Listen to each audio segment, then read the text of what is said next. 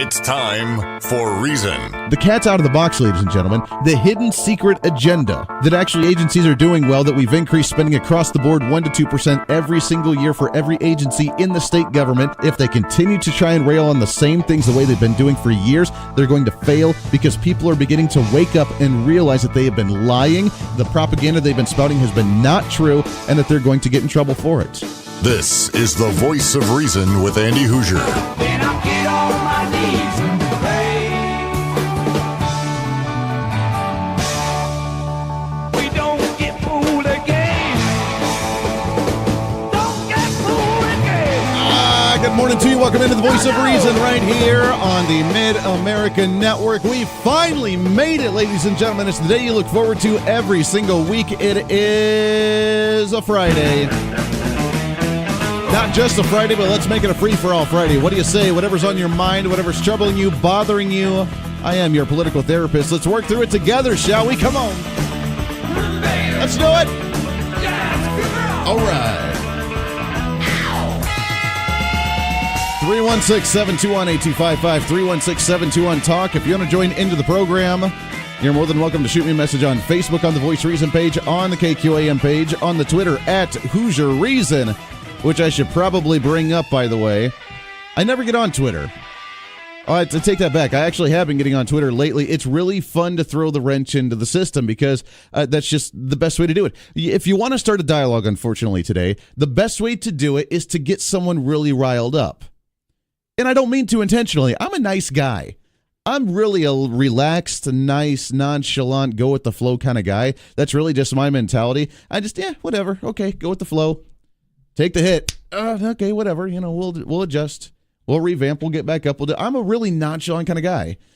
But when you want to start a dialogue with somebody, unfortunately, the only way to do it nowadays is to get them really excited and riled up, because then their emotion comes out.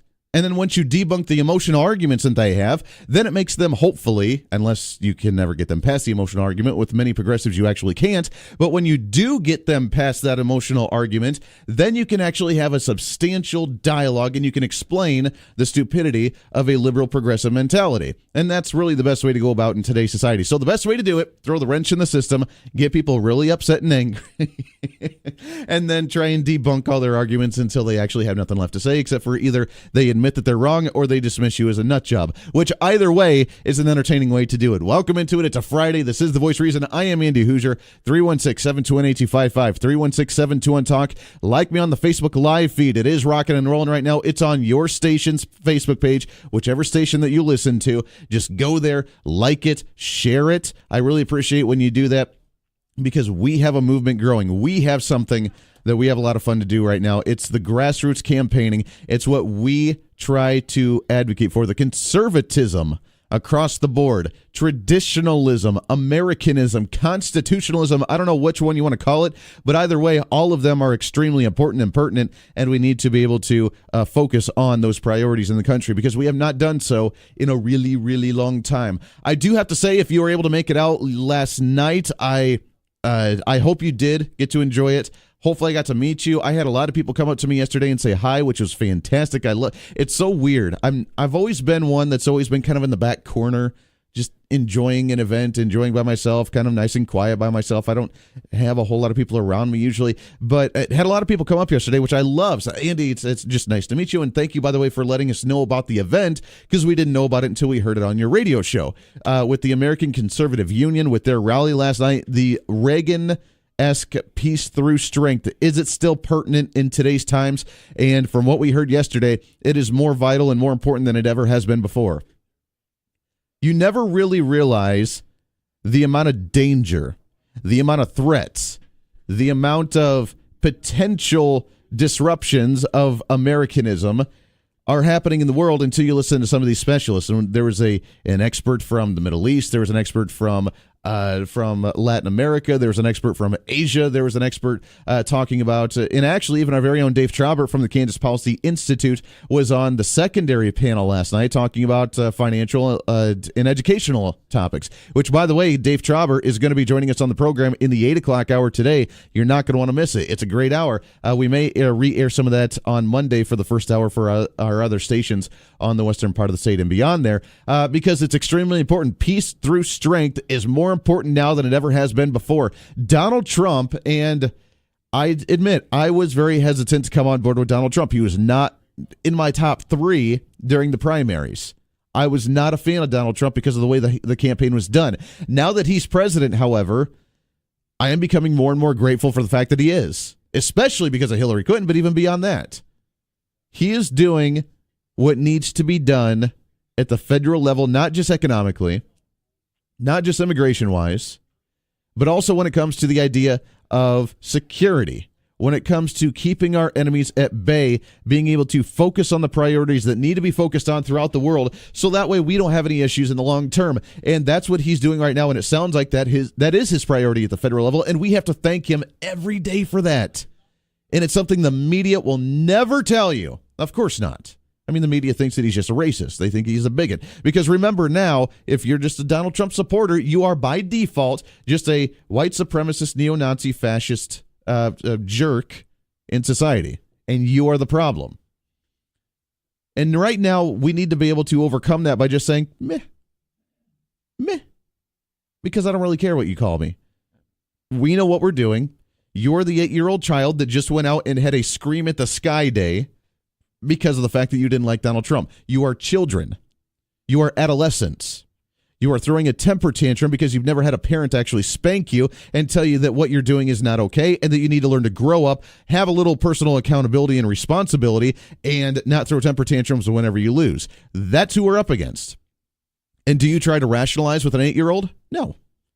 You just dismiss them. You let them throw their temper tantrum, and you make them grow up with personal responsibility. That's what you have to do, and that's what we're doing in this conversation. So thanks again to the American Conservative Union. Matt Schlapp, by the way, a wonderful individual, and his wife Mercedes, it's the head of the American Conservative Union. Fantastic individuals, homegrown here in the Wichita area with Matt. So it was great to be able to have him on the show earlier this week. It was great to meet him yesterday at the event. If you did not make it, hopefully they're going to be doing an event near you again at some point again. And Conservative Political Action Conference, by the way, coming up in February. We're going to do what we can. I don't know if I'm going to be able to make it or not, or if there's an opportunity for us to do so, but I would love to find a way to go out and broadcast live in Washington, D.C. in February for the American Conservative Political Action Conference. How cool would that be to be able to broadcast out in D.C. for the CPAC convention? And you get to meet the coolest people in the entire world there. So we'll do what we can. I don't know if we can make it happen or not. That's a conversation I have to have with the higher-ups of the company to try and make something like that happen. But the opportunities for us right now to be able to grow the grassroots campaign. Right, look, next year, we are in the middle of major midterm elections. We are in the middle, even in Kansas and Oklahoma and in Texas right now, we have major issues. Major elections that are coming up.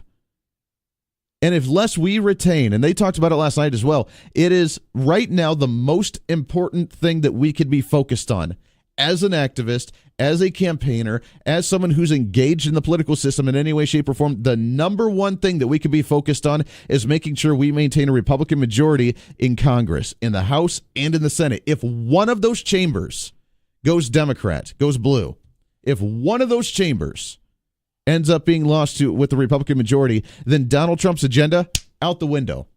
Not going to be able to do it.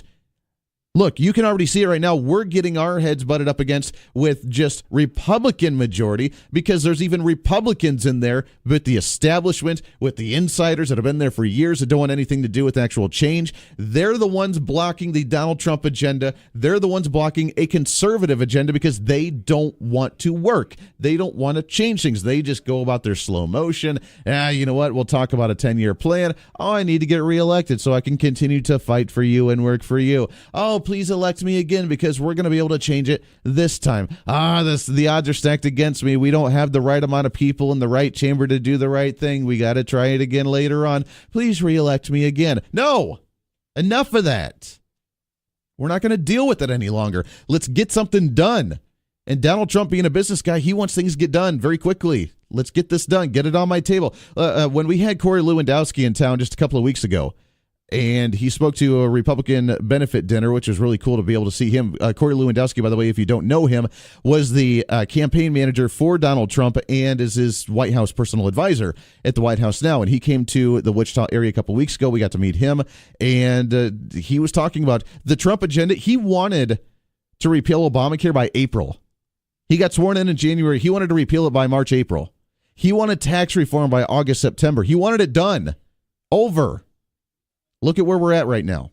And it's not because of Democrats. We have a majority right now. We need to not only maintain it, but we need to get individuals in there that will actually work with Donald Trump. That is the number one focus. And all the individuals who may still be never Trumpers, the conservative individuals who don't want anything to do with Donald Trump. Let me just reiterate to you again.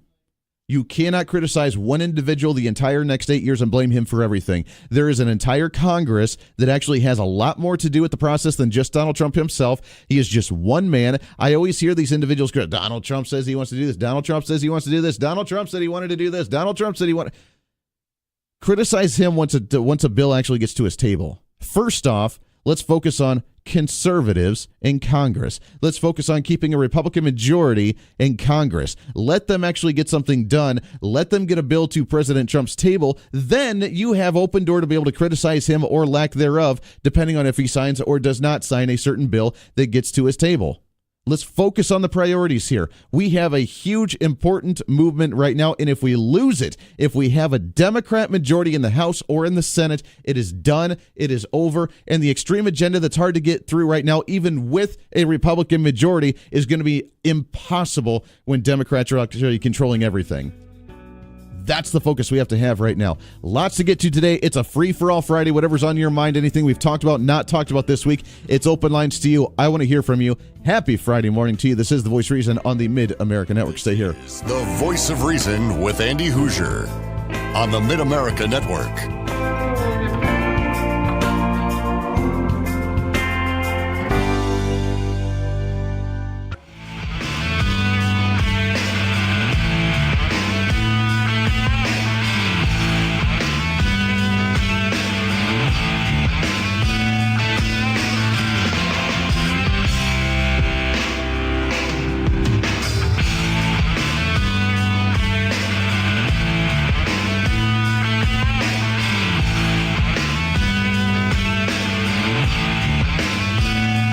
Welcome back into the Voice of Reason right here on the Mid-America Network. Appreciate you hanging out with us today on a Friday. It's a free-for-all Friday. Welcome in. 316-721-8255. 316-721-TALK if you want to join into the program. By the way, speaking of the federal level and the elections coming up, midterms next year, kind of a big deal.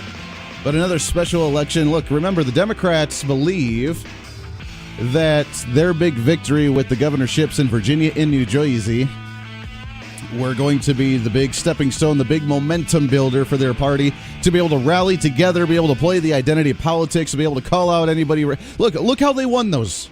Look how they won those two races. First off, in Virginia, you had the campaign ad of the big truck with the Don't Tread on Me sticker in the back, the big Confederate flag flying behind, chasing a bunch of minority children, trying to attack as a racist. Then you had in Virginia as well, in the state legislature, the first transgender individual. The playing of identity politics won in a blue state where identity politics is a very big, important thing, apparently, to individuals because they're already on the progressive liberal side for the most part anyways. So that is their big victory. And I made the case again. They were supposed to win. If they didn't win those, then that would have been a big shock in the first place. New Jersey, the same thing. It's a blue state. What do you expect? Now, try and apply those identity politics to other places in the country. It's just not going to work. That's not a momentum builder for them. Let them try to believe it is, but it's not a momentum builder for them. They love to play the identity politics. They won in a place that was already blue. They won in a place that Hillary Clinton had won in the presidential election last year. End of story. That's it. It was a Democrat winning a Democrat race. That's not a big surprise. Now we go into a new race, and Alabama is going to be the next one on December 12th with Judge Roy Moore, the conservative down in Alabama. And the question is he going to be able to pull it off? And what comes out yesterday?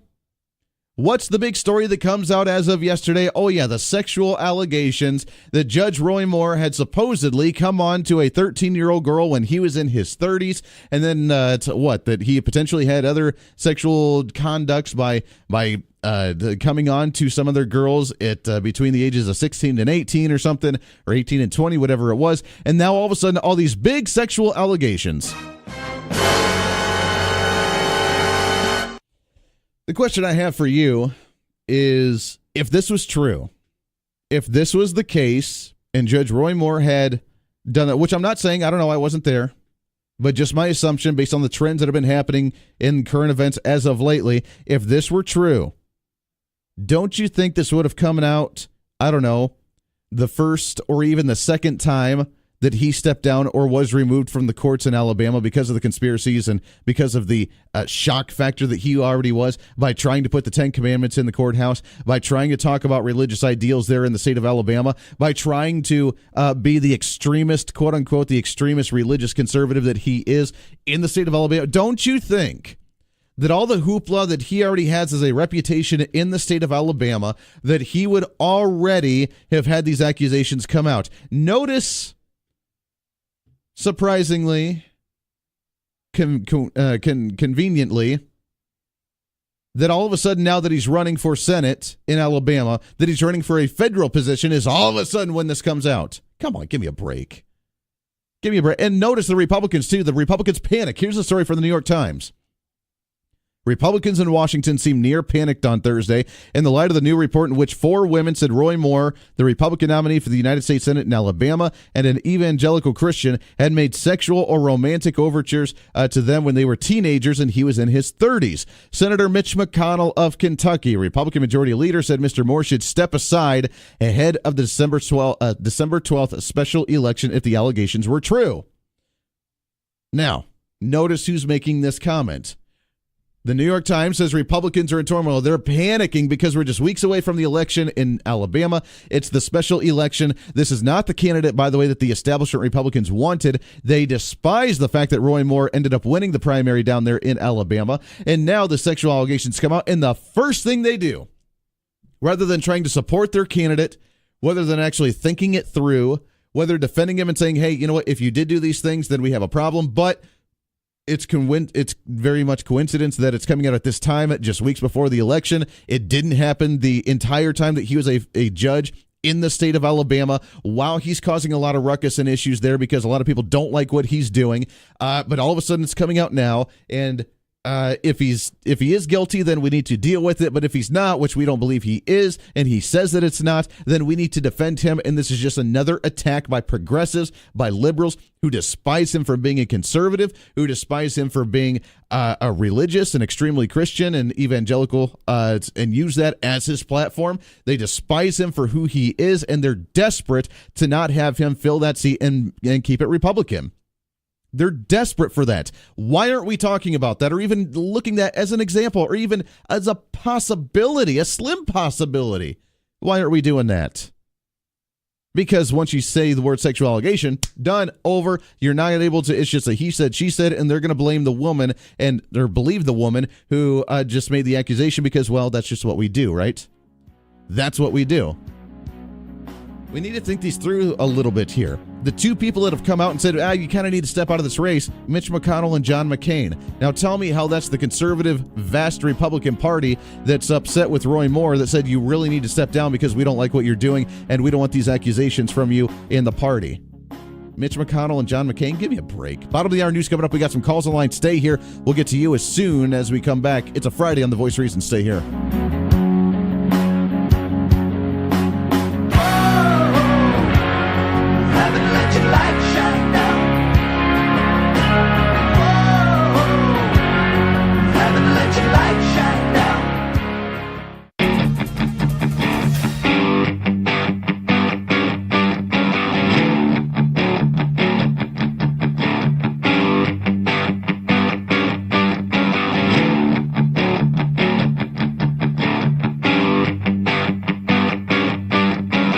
Patriotism is alive and well. We were so excited when Donald Trump got elected that we weren't going to be bullied any longer. We weren't going to have people push us around. We're not going to apologize for who we are, and we're not going to let people walk all over us. We're not going to tolerate it because we're not the weak, spineless country that we used to be. The Voice of Reason with Andy Hoosier. Welcome back into the Voice of Reason right here on the Mid-American Network. It's a Friday, baby. Let's enjoy it. Let's carpe diem all over this place. Let's work hard to be able to party hard this weekend. Why not? Now, your party harding may be different than my party harding. I mean, it may be just enjoy. I'm excited. We're going to be enjoying the family this weekend. I think we're going to do go meet Santa Claus for the 3-year-old. It's going to be a great time. 316-721-8255, 316-721-TALK. Judge Roy Moore, this is a tweet that he sent out yesterday after these accusations. The Obama-Clinton machines at liberal media lapdogs just launched the most vicious and nasty round of attacks against me I've ever faced. We are in the midst of a spiritual battle with those who want to silence our message. He's not backing out of the race. He is saying these accusations are completely false. And again, I ask, coincidence that it's happening, that he's running for a federal position now in one of the most important races of a special election? Look, again, the Democrats realize that they didn't do a whole lot as a big shock factor, shock and all momentum builder for their race in Virginia or in New Jersey. They need to win the special election December because every single race so far that has been a special election since Donald Trump at the federal level for the House or for the Senate, Republicans have won. And they are desperate to make sure that this does not happen again. They're trying to change that tide, and this is the way to do it. So if they can demonize an evangelical Christian, solidly conservative individual and demonize him by doing false now, again, if he did these things, then he needs to be punished for them. I'm not saying that. I don't know. I was not there. I just find it very convenient that, of course, they're trying to do it right now at this time when they're trying to demonize him for a race in order to try and lose support, in order for Democrats to win, because they can't win on ideas. They have to win on the personal attacks. Those are the liberal progressives right now. And then if they do win it, they're going to say, oh, look, the Republicans are crumbling because everybody's all tied up with corruption and bad things. And, oh, by the way, we're getting our momentum again and we're going to start winning. This is not going to happen. Let's go to the phones here, shall we? 316-721-8255. Good morning. What's your name? This is Pete. Hey, good morning, Pete. How are you? Good Friday to you, sir. Good Friday. I got a little bit different take about who's really behind this. I don't think it's the libs. I think it's the Republican establishment trying to torpedo this guy. Well, and that's a very good other option. I mean, when this happened, the very first thing out of their mouth was, well, let's look a little bit into it, and we hope it's not true, or I don't think it's actually happening because he's a solid conservative and an evangelical. No, the first thing out of their mouth for Mitch McConnell and John McCain, oh, no, this happened. We don't want to taint the Republicans. You need to get out of the race and pull out. Yep, because they don't want Trump to get his agenda through at all by any stretch of the imagination. Sure. Look at what they've done so far. And Roy Moore would aid the Trump agenda. Exactly. And so I think this is a Republican hit job against one of their own. That's a very, very good possibility. And I would hate to say that because you would think that we would be united as a Republican Party to be able to unite under Republicanism with another Republican to be able to advance an agenda. But you're right. It's no longer about the party. It's about the ideology. And when you have establishment, moderate Republicans in there wanting to do damage, then they're going to do whatever it takes to be able to demonize any type of conservative or Trump supporter in the party. And the way this whole story broke from the Washington Post with a reporter being at a Moore rally and doing a story on Moore's supporters, and then someone just says, oh, hey, he went after some girl 30-something years ago. Yeah, why is it coming out now? Now, I get the trend is that it's been more people have coming out with those accusations because they feel a little bit more emboldened since it's been kind of the trend lately. So I kind of get that. But again, he's been in the courts in Alabama for years. People either love Roy Moore or they hate Roy Moore in Alabama because he's had to step down from the courts twice because he refused to take down the Ten Commandments. He's been very standoffish on his own, and you either love him or you hate him. With all of these shenanigans in the drama that's been caused by Roy Moore in the state already. Why didn't it come out then? Why wasn't it one of these girls when he was trying to fight for the 10 Commandments in the courts then say, hey, you know what? Yeah, he sexually assaulted me, or he came on to me, or he tried to rape me, or he advanced towards me when I was 12, or I was 14 and he was 30. And they did this while he was on the religious argument in Alabama. Why now? Well, the timing is suspect, but apparently, Levin took this whole story apart from the Post last night, and this whole thing stinks to high heavens. And this is nothing less than a political hit job. Sure. And again, I'm not big on conspiracies. I'm not one on conspiracy theorists and trying to find dots that aren't there. But this is getting to be very evident. I mean, Democrats used to work in the shadows, and progressives, and I would say the establishment, whether they're progressive Democrats or whether they're even establishment Republicans, used to work in the shadows with their hidden agenda. Now they feel more emboldened because they get away with a lot of stuff, and they've been being able to get away with it for a really long time, and they feel emboldened enough to do this a little more openly now. And the timing is so impeccable with this stuff that you have to stop and just say, wait a second, is this really happening? Well, absolutely, and the whole thing is this is all done by leaks. The way the Washington Post article was written, it was written to hide the source. Mm-hmm. This whole thing just this is quintessentially fake news. Or even if they have a source. Even if they have a source. Look, I mean, the media for a long time, especially CNN, MSNBC, when they try and find dirt on Trump, they don't even report a source. They just say an anonymous source, and they just go off on somebody because they may have found something. They may have found a document. Someone may have not even given them substantial information, but they take it, they demonize Trump with it, they run with it, and they just say, it's an anonymous source. And that way they can get away with whatever they want to without actually doing what journalism used to be, was, investigative reported journalism. And they don't do that any longer. Even just the basic premise is the guy's doing a story at a Moore rally full of Moore supporters, and some Moore supporter is going to rat him out to the reporter. What? Right there on its face, that doesn't make sense. Right. I mean, the whole thing doesn't make sense, and the timing is suspect, and I think it's the Republicans behind it, the establishment Republicans. Well, that would make sense. I think they're just as dirty as the Democrats in my book, and that's why, you and I may disagree on a third party, but let's face it, Republicans aren't doing this country any favors any more than the progressive Democrats are. Well, you're right. The establishment Republicans are not, and I completely wholeheartedly agree with you on that. Look, Donald Trump, for whatever issues that I had with him during the primaries, what he's doing with the Republican Party right now is he is exposing the establishment Republicans who despise him to a T. When John McCain openly comes out and has a personal grudge against him and votes against something that he campaigned on just to spite Donald Trump. When Mitch McConnell goes back to his home state of Kentucky and starts trashing Donald Trump, saying that he's putting too much pressure on us. We're not supposed to work that fast. We don't like how much he is coming down on us. This is really mean. We don't like it. And then he comes out right off the bat. Oh, Roy Moore, you got a sexual allegation against you. You should step down. Well, let's not even try to go a little bit deeper with this or defend our candidate in a special election to keep a Republican under your own chamber, Mitch McConnell. Now, you need to step down. Look, if he steps down, they don't have a process to get somebody in there last minute. It would be over. It would be done, and the Democrat would win by default. Mitch McConnell knows that, while he's the one, along with John McCain, advocating for Roy Moore to step out of the race just weeks before the election's actually going to happen. They know this is what's going to happen. So you're right. I mean, the establishment Republicans are desperate. They've had the stronghold on the party and the power and the control for a long, long time. And for whatever grudges I had against Donald Trump has come in, has exposed them.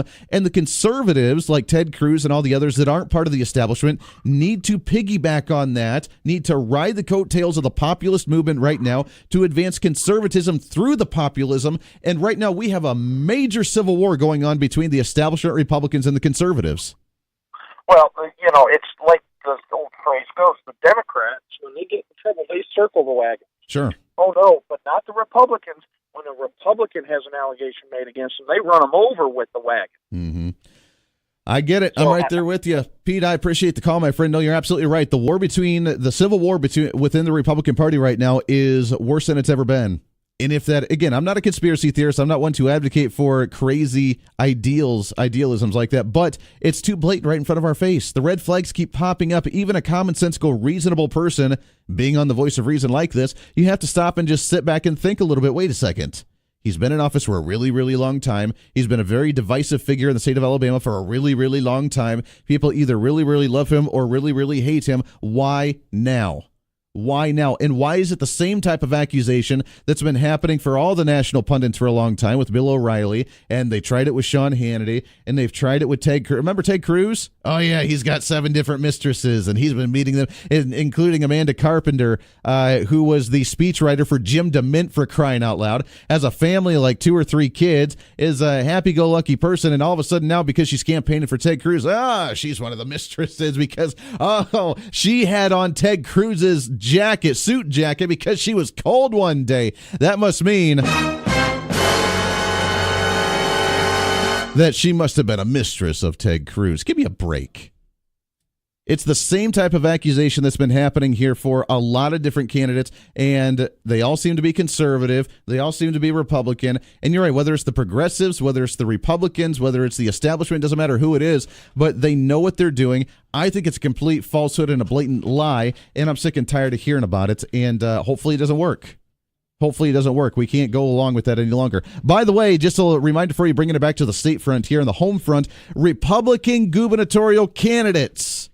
The very first debate is going to be in February 17th, and it's going to be right here in the Wichita area. So even if you're on the western part of the state, if you got an opportunity to come out and be able to watch the first debate, we'll find a way to maybe broadcast on the radio or something. I don't know. It just came out, but this is the opportunity now that we're getting ready for it, not only with the not only with the midterm elections, not only with the special elections happening at the federal level, but we have a major governor's race in the state of Kansas here.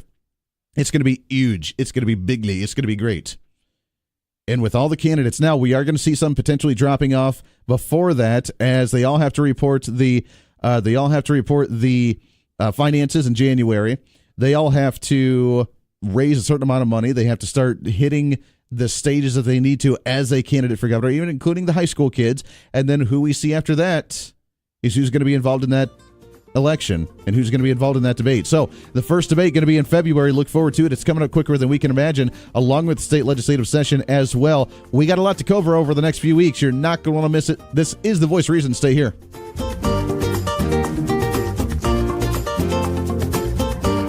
This is the Voice of Reason with Andy Hoosier.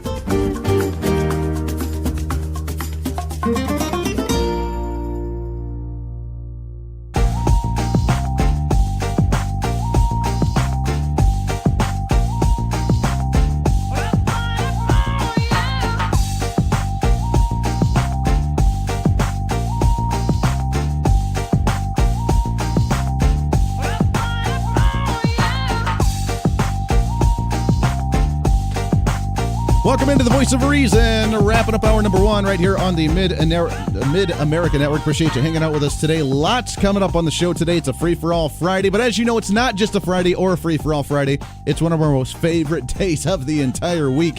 And by the way, not only is it a Fried Chicken Friday, coming up in a couple of weeks, they have their Thanksgiving Fried Chicken Friday. That's going to be, you think Fried Chicken Friday is already like a big kind of kahuna kind of big deal. Just wait until Thanksgiving Fried Chicken Friday coming up a week from now. It's going to be a great time. But right now, brought to you by the Inman Harvest Cafe, 112 South Main Street in Inman, Kansas, just north of Hutchinson. Katie's on the line with us. Katie, you guys getting ready? It's a Fried Chicken Friday. Good morning, Andy. Happy Fried Chicken Friday. Oh, it's such a great time. I'm so excited about it. I wake up on Friday mornings, and the first thing I smell is fried chicken when my alarm goes off. Well, that must be your imagination, because I don't think it's going to reach that far. It does permeate Main Street, Inman, though. You can smell it all over town. Oh, I'm sure it does, but no, subconsciously, I wake up and I'm like, chicken on Friday. This is the way you have to start off a Friday. Exactly. Right? How are things looking for you guys on a Fried Chicken Friday today? Well, we've already got our potatoes mashing, which it's really pretty early for that. So I'm fairly impressed with that, actually. Very nice. That's like, the mashed potatoes, honestly, are half the battle, really. So because we hand peel them and then we cut them, and then we boil them, and then we mash them with butter and cream and salt and pepper. And so really, if they're already going, then I'm like, woohoo! It's a win. That's a good start right there. That's a good way to start it. Now, how many potatoes do you peel by hand? That's got to be a heck of a process. It's like 100 and maybe 30 a week, something like that. I've never counted them, but they come in a 90 count box. Sure. And so we do more than one whole box a week. So it's something like that. I love it. I love it. It's a lot of potatoes. Well, we need to remind individuals that not only it's Fried Chicken Friday, you had the buffet from 11 to 1 today for lunch. You have the big buffet tonight from 5 to 8 o'clock at night. What's on the agenda for today other than the awesome, fantastic mashed potatoes, which, by the way, fried chicken and mashed potatoes, kind of my favorite meal right there. It's great stuff. Yeah, you can't have one. You can't have the fried chicken without them, but it really just ties everything all together. So, but besides that, we're going to have chicken cordon bleu casserole, which is a really popular casserole. It's got the chicken, it's got the saucy stuff, it's got ham, it's got cheese, it's got a breadcrumb topping. And then we're also going to have a taco casserole that's got the taco meat and the refried beans and the cheese and the Spanish rice all put together. And then on the top, there's a biscuit topping that we make. And then on top of that, we kind of garnish it with some lettuce and some tomato and some... we don't put black olives on it. I'd love to put black olives on it, but people here are like totally against black olives. So... That's all right. We can't eat it. That's all right. I'm kind of right there with you, too. Black olives are not one thing that I really enjoy having on there. Oh, I love olives. No. It's okay. It's okay. If they want olives, they can ask us, because we do have them in the kitchen, Sure. It's just, and sometimes they're on the salad bar. Right. It's just, people get really kind of hate. It's funny, there's a love-hate relationship, and they love to hate them, so I leave them off. I love it. We got about a minute and a half here, Katie, but what's along with some of that stuff, what do you got for the pies coming up tonight? For the buffet, 5 to 8 o'clock, it's you get your free slice of pie. You got to get it before it's gone because it goes by way too quick. Yes. What do you got tonight? We've got coconut cream, chocolate cream. We've got a new one called pistachio coconut cream. That one's pretty good. Very nice. Sour cream raisin, cherry cream cheese, peach, and custard. Those are the ones that we've got going on. Of course, sometimes we make them in the afternoon, too, so we don't run out in the evening because we don't ever like to run out of pie. So we try to make sure that there's plenty of it there for everybody to enjoy. And then real quick, okay, the turkey dinner that we're having is next Friday. Yes. And it will go from 11 to 1:30 and then from 5 to 8. Anything that you imagine is on your Thanksgiving buffet at home is going to be on ours, plus the fried chicken, because you can't have a Friday without fried chicken. So everybody should come along for that. And then tonight from 5 to 7, our local museum will be open for guests to tour our local museum. So we're excited about that. I love it. You guys have way too much fun on Fridays here. It's a busy day. It's a lot of fun. So many pies, so many great things, so many bits of food. It's Inman Harvest Cafe, 112 South Main Street in downtown Inman. It's Fried Chicken Friday. Katie, you guys have fun. We'll check in with you here in a couple hours. All right. Sounds good. Talk to you then. Very good. Appreciate Inman Harvest Cafe partnering up with us here. Give them a call, 620-585-6925, or visit them online at inmanharvestcafe.com. Hour number 1 wrapped up. Hour number 2 coming around just around the corner here. This is your show. It's time to speak up, speak out, speak loud, speak proud, speak the truth, and always speak some reason. This is the Voice of Reason. Stay here.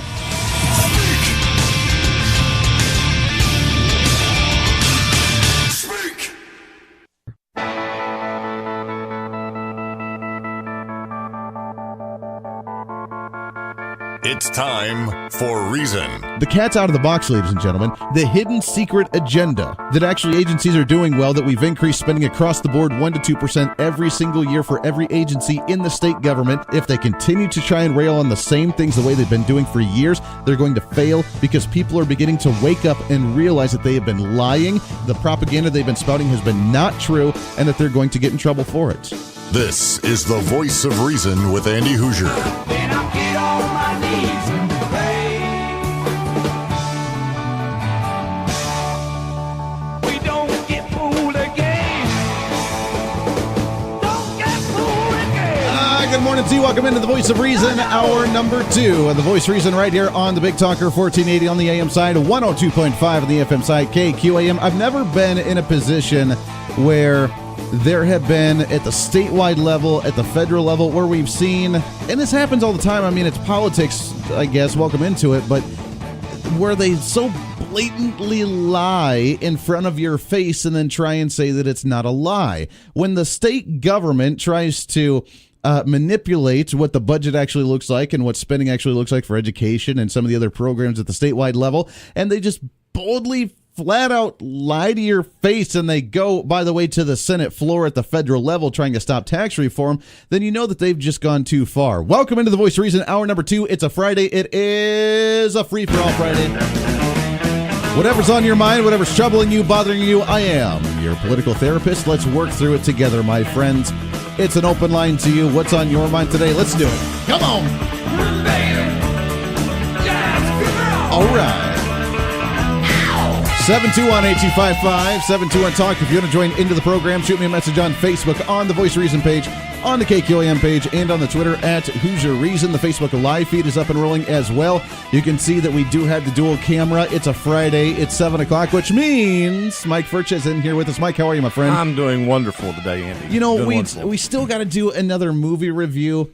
Are there any really good... first off, I'm really sad because I just got hooked on House of Cards. And now the fact that House of Cards is going away. You know that was President Obama's favorite show, don't you? Really? Yeah. Really? Well, I like it just for the fact that it shows what Democrats are really like. Yeah. It's not going away. It's just that they're going to have to kill off the primary character.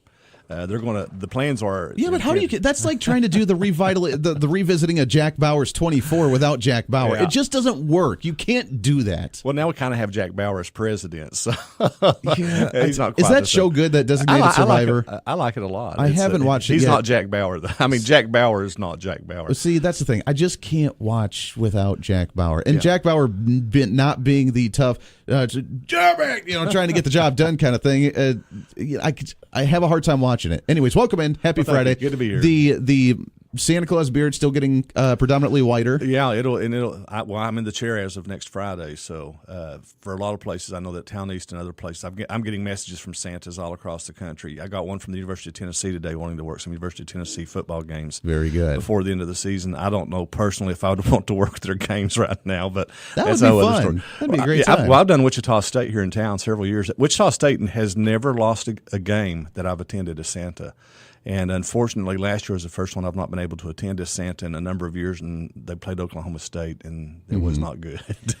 Well, that would be a lot of fun. So I know that the beard is getting whiter. You got a lot coming up here. You're actually going to be gone for a few weeks while you're traveling doing your Santa Claus thing, I'll be in Bristol, Tennessee, Virginia. Very cool. Starting next week, yeah. Very cool. Very good. Well, I want to get to our other guests here in studio, and we got a couple here, actually. But to start off, I'm really excited as yesterday, as you know, we teased the story. Just towards the end of the show, we talked about what happened at the county commission meeting on Wednesday, kind of some big news that happened, and nothing really came of it as of yet, potentially, but we'll see where this goes and if any more details come out. But I am really excited. If you're watching on the Facebook Live feed, you can see in studio with us here, Sedgwick County Commissioner Richard Ranzau with us. Richard, how are you, my friend? I'm doing very good, Andy. Thanks for having me. It's great to have you back on. It's been too long since we've had you in studio. Yeah, it has been a while. I've had a few things on my plate. Yeah, it's a little busy there. Yeah. A little busy, just a little bit. We will get to the issue that you presented, the case that you presented at the meeting on Wednesday in just a little bit here, because it was kind of a quote-unquote bombshell that was some kind of big news. So we'll touch on that in a minute, but there's been a lot of just county issues themselves already, too, with the Tyson plant that's potentially coming here, with the changeover with the city council and some of the new members there that you guys are going to be working with. But overall, I mean, wrapping up the year, how do you think 2017 went for Sedgwick County? Well, I think overall it's gone pretty good, with the exception of some of the things that I've talked about on Wednesday. But actually, I think the commission in general gets along. I like my colleagues, and we're in good financial condition. Thanks to some of the things we did a few years ago. We also we've controlled our spending, but we've also started to have some growth in the property taxes. It's starting to go up more, and we're able to fix our budget issues. So. Do you think that's from property values going up, or more houses being expanded in the area being expanded? What led to that? Well, it's a little bit of both. I think it's more increased evaluation, but there is some development going on as well. Very good. The value of my property actually went up a little bit too this year. I was kind of happy about that. Yeah. We have more equity in our home. Hooray! So that's good news. How big have we expanded? Do you guys track that, maybe population-wise or industry-wise, the county, just the expansion year over year? Yeah, I'm sure we have some statistics, but I don't have them. Okay, no, that's all right. That's curious. But I mean, as long as we are seeing a little bit of growth, I mean, I know that the state overall, they were talking about the stagnation that's been happening for a few years, and they, of course, blame Governor Brownback on that because he hates puppy dogs and children. Right. But with the stagnant statewide, I wondered how Sedgwick County, because we are one of the more conservative counties with the commission, thanks to you guys and what you guys do, that, I was curious to see if we've seen some decent growth in our county. Right. Well, I'm just talking about the property tax. Sure. And the property side, that's good front. Over the last couple of years, and I don't have the numbers as far as population. I can get that sort of stuff, and maybe we can talk about it sometime. Do that one of those times. Yeah. That'd be a lot of fun. But the good news is, as you mentioned, we are seeing growth, especially in the property, which means that either people are building new homes, or the value's just going up, or people are remodeling too. I mean, we did some major remodels this summer as well. I know that our neighbors were doing the same thing, and all of that together. I was always told that when you buy a home, that you buy the worst home in the best environment, in the best area, because then when you raise that property value up, that helps you, but it raises the property value of everybody. And if more people begin to do this, then we're going to see some really good property values here in the area. Right. And I think Sedgwick County generally lags a little behind the rest of the economy, and so that, there may be more good growth ahead. We're going to see some upticks there. Former Sedgwick County Commissioner Karl Peterjohn in the studio as well. We're going to get to him in just a few minutes. Excited to chat with him. Let's go ahead and take a break here. I want to open up lines to you, 721-825-5721. If you want to talk about anything, any questions, comments. We got a lot to get to today because I do want to talk about the county with some of the issues. Any word as of yet when it comes to the Tyson plant potentially coming to Sedgwick County? No. Right now there's 3 different places in Kansas that they're evaluating, and so there really is no proposal. We'll just have to wait and see. Just wait and see. I know you guys have been very open, and I believe that the head of the Tyson company had acknowledged the fact that Sedgwick County had been very open and very open to discussion, and has been very, very welcoming in that sense. So they've been very impressed with that, which is good. How many protests have you seen of the Tyson plant? Well, I've got quite a few emails, and we've had people show up at the meeting that are protesting, and I think they have some valid concerns. I think there's some aspects of the protests that are just anti-capitalism, anti-business, and things like that. I mean, one person stirring up the trouble is a liberal professor from KU, and shocker. So but there are some legitimate issues and concerns. But we send letters to businesses all the time saying, hey, come look at Wichita. And that's basically in Sedgwick County. And that's basically all we did. Consider us and come talk to us, answer all our questions. We're all concerned about the environment and water and things like that. And we want to get the answers to all those questions. What were some of the legit reservations that you heard?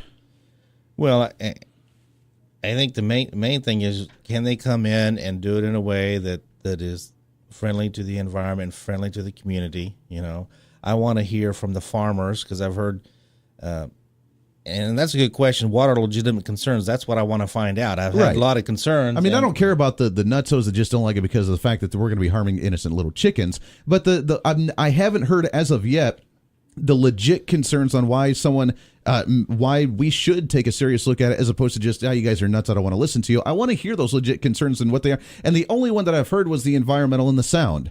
And to me, the environmental side, this is the first plant that they've been building in like close to 30 years, I think. They were talking about the water, how the water's actually could be cleaner going out of it than it actually is going in. So the only concern that I can see that could be somewhat legit is where it's located and the smell of it coming out of there. So I guess that's the concern, but that's the only thing that I've heard. So I didn't know if you've heard anything else. No, I've heard those concerns, and I've heard, just rumors of the responses that, that they're going to spend $80 million in the water treatment, things like this. But I want to get details to make sure that's accurate. And my understanding is this type of plant, there's no cooking in there, so the smell shouldn't be there. Shouldn't even be there. Right. So, but there again, these are just things that I've heard. There is nothing, I don't have anything in writing. Sure.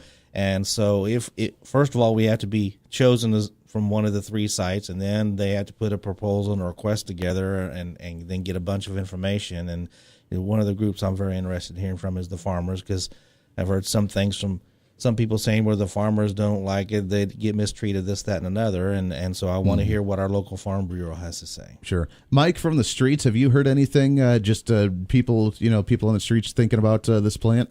I mean, I've heard a few things as far as where I live. I live in what's known as Little Mexico here in Wichita, in the Midtown area. And so for migrants or for Mexican Americans that have come over, that seems to be a lot of the employment for some They're of these excited plants. about it. They are excited about it. Sure. The possibility of it as well, because it's the type of work that many of them have done over the years. So. Well, sure. And we've had a labor shortage, and we've had a lack of industry being able to boom and create a lot of those types of jobs. So, I mean, that could potentially really, really help them. So, I personally, I'm excited about it. I think it's a huge opportunity for Sedgwick County. I hope that we do get chosen for this. If there are major legit concerns, like you mentioned, Richard, that I think that we need to listen to them, and I want to hear those. But yet I've yet to hear one that I think really stands out of, you know what, I'm going to second guess this. I haven't heard of it yet. Well, I've had some people mention that we used to have a beef packing plant up in my district at 21st and Broadway. Sure. Called Cudahy, and they would bring that up and use that as a reason. But the thing of it is, I have two grandparents that retired from that beef packing plant. My parents had worked at different times in their lives. Sure. And there were a lot of good workers, blue-collar workers, white, black, Hispanic, that made good livings there and lost their jobs when that went away. And sure. So, and I've been told, and there again, this is what I want to confirm, that, these jobs have benefits as well, which is, worth a lot to a lot of people, So sure. I think we need to get in the details, find out what the facts are, keep an open mind, and then kind of go from there. Wait a second. The conservative being open-minded and listening to other ideas and listening to across the way. I don't know. This is blowing the mind to some progressives right now. Well, it is very interesting because many of the people who are complaining about immigrants might be working there are liberals. And now I wouldn't call them racist like my colleague did, okay? Because I've been called racist before when I said I just didn't want, illegal immigrants to get welfare benefits. How terrible. And that's not racist, and they're not being racist. They're bringing up issues and concerns, but it is somewhat hypocritical, I think, for some of them. A little bit. There's benefits to membership, and one of those great memberships that we have the right to be involved in is to be an American. See, that's what it's all about. One thing I wanted to say, I'm glad to hear of wanting to hear the involvement from the Farm Bureau and so forth. We have really, our farmers have given so much, and as someone who is not a native Kansan, and I've only lived here for 35 years, but I have a great amount of respect for the farmers, and to want to get their input, I think, is an admirable thing as well. That's what it's all about. Yeah. Got to take a break here. We got a great guest here, Mike Furches, Sedgwick County Commissioner Richard Ranzau, former Sedgwick County Commissioner Karl Peterjohn in studio here as well. We'll get to him in just a little bit. Your thoughts and calls, I want to hear from you. This is The Voice of Reason on KQAM. Stay here. This is The Voice of Reason with Andy Hoosier.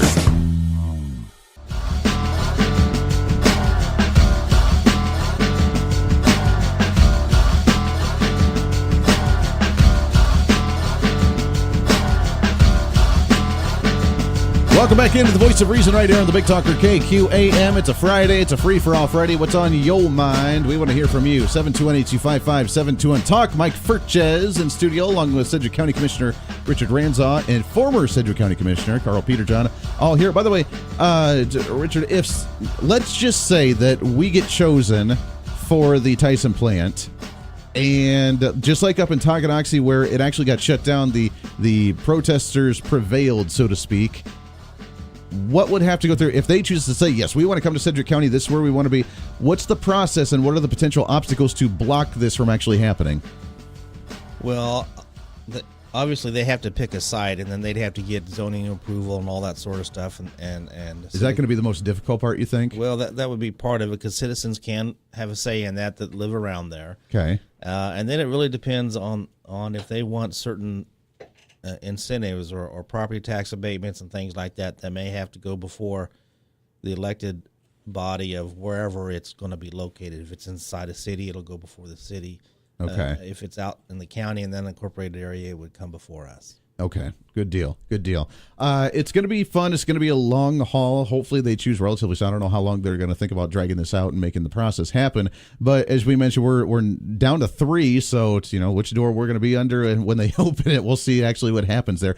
I'm excited. Like I said, I think it's going to be a good potential opportunity. Your thoughts on that, Mike? I mean, like you said, you've seen the potential for a lot of people excited about the job opportunity. Yeah, I lived in Owasso, Oklahoma before I moved back to Wichita. So we saw the benefits of the plant coming in that area.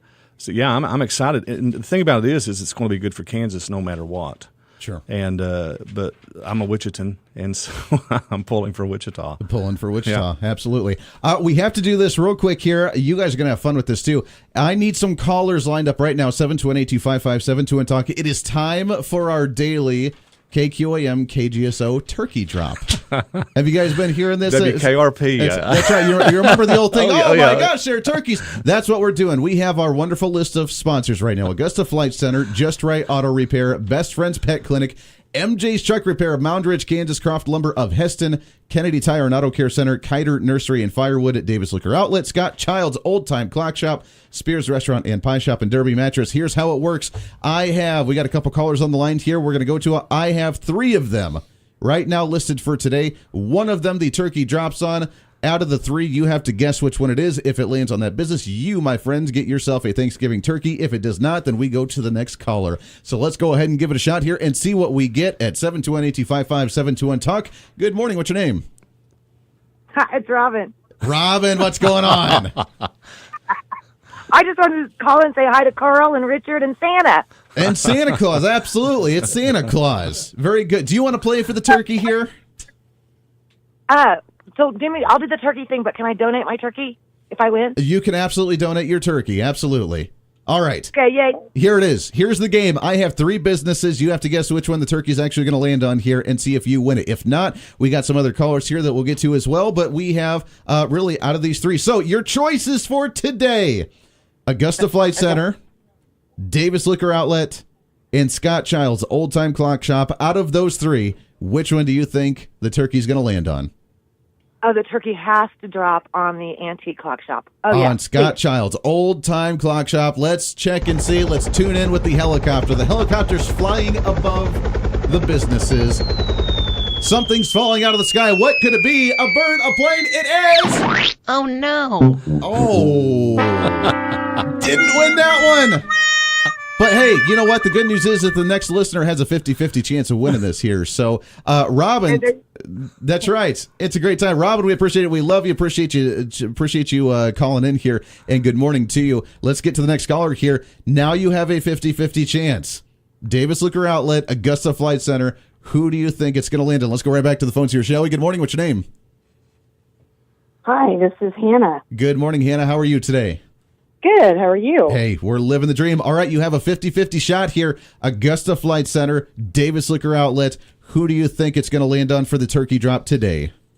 Augusta Flight Center. Augusta Flight Center. Well, I mean, it is an aviation place, so we got the helicopter, so let's go ahead and see here. Right. Helicopter flying overhead. What's going to happen today? Is it going to be dropping on Augusta Flight Center? Something's falling out of the sky! There it is! We got it! The winner is right there, Hannah. We appreciate you tuning in. Hang tight. Stay on the line. We'll get your information here in just a second. Winner of our turkey drop, KGSO and KQAM, doing this every day. We got a few more of these, by the way. Monday the 20th is the last day, so we got like another 10 days to give some turkeys away every single day. We want to thank all of our sponsors again. Also, by the way, the turkey's provided by Jim's Apple Market of Cheney, open 7 days a week, 7 a.m. to 9 p.m.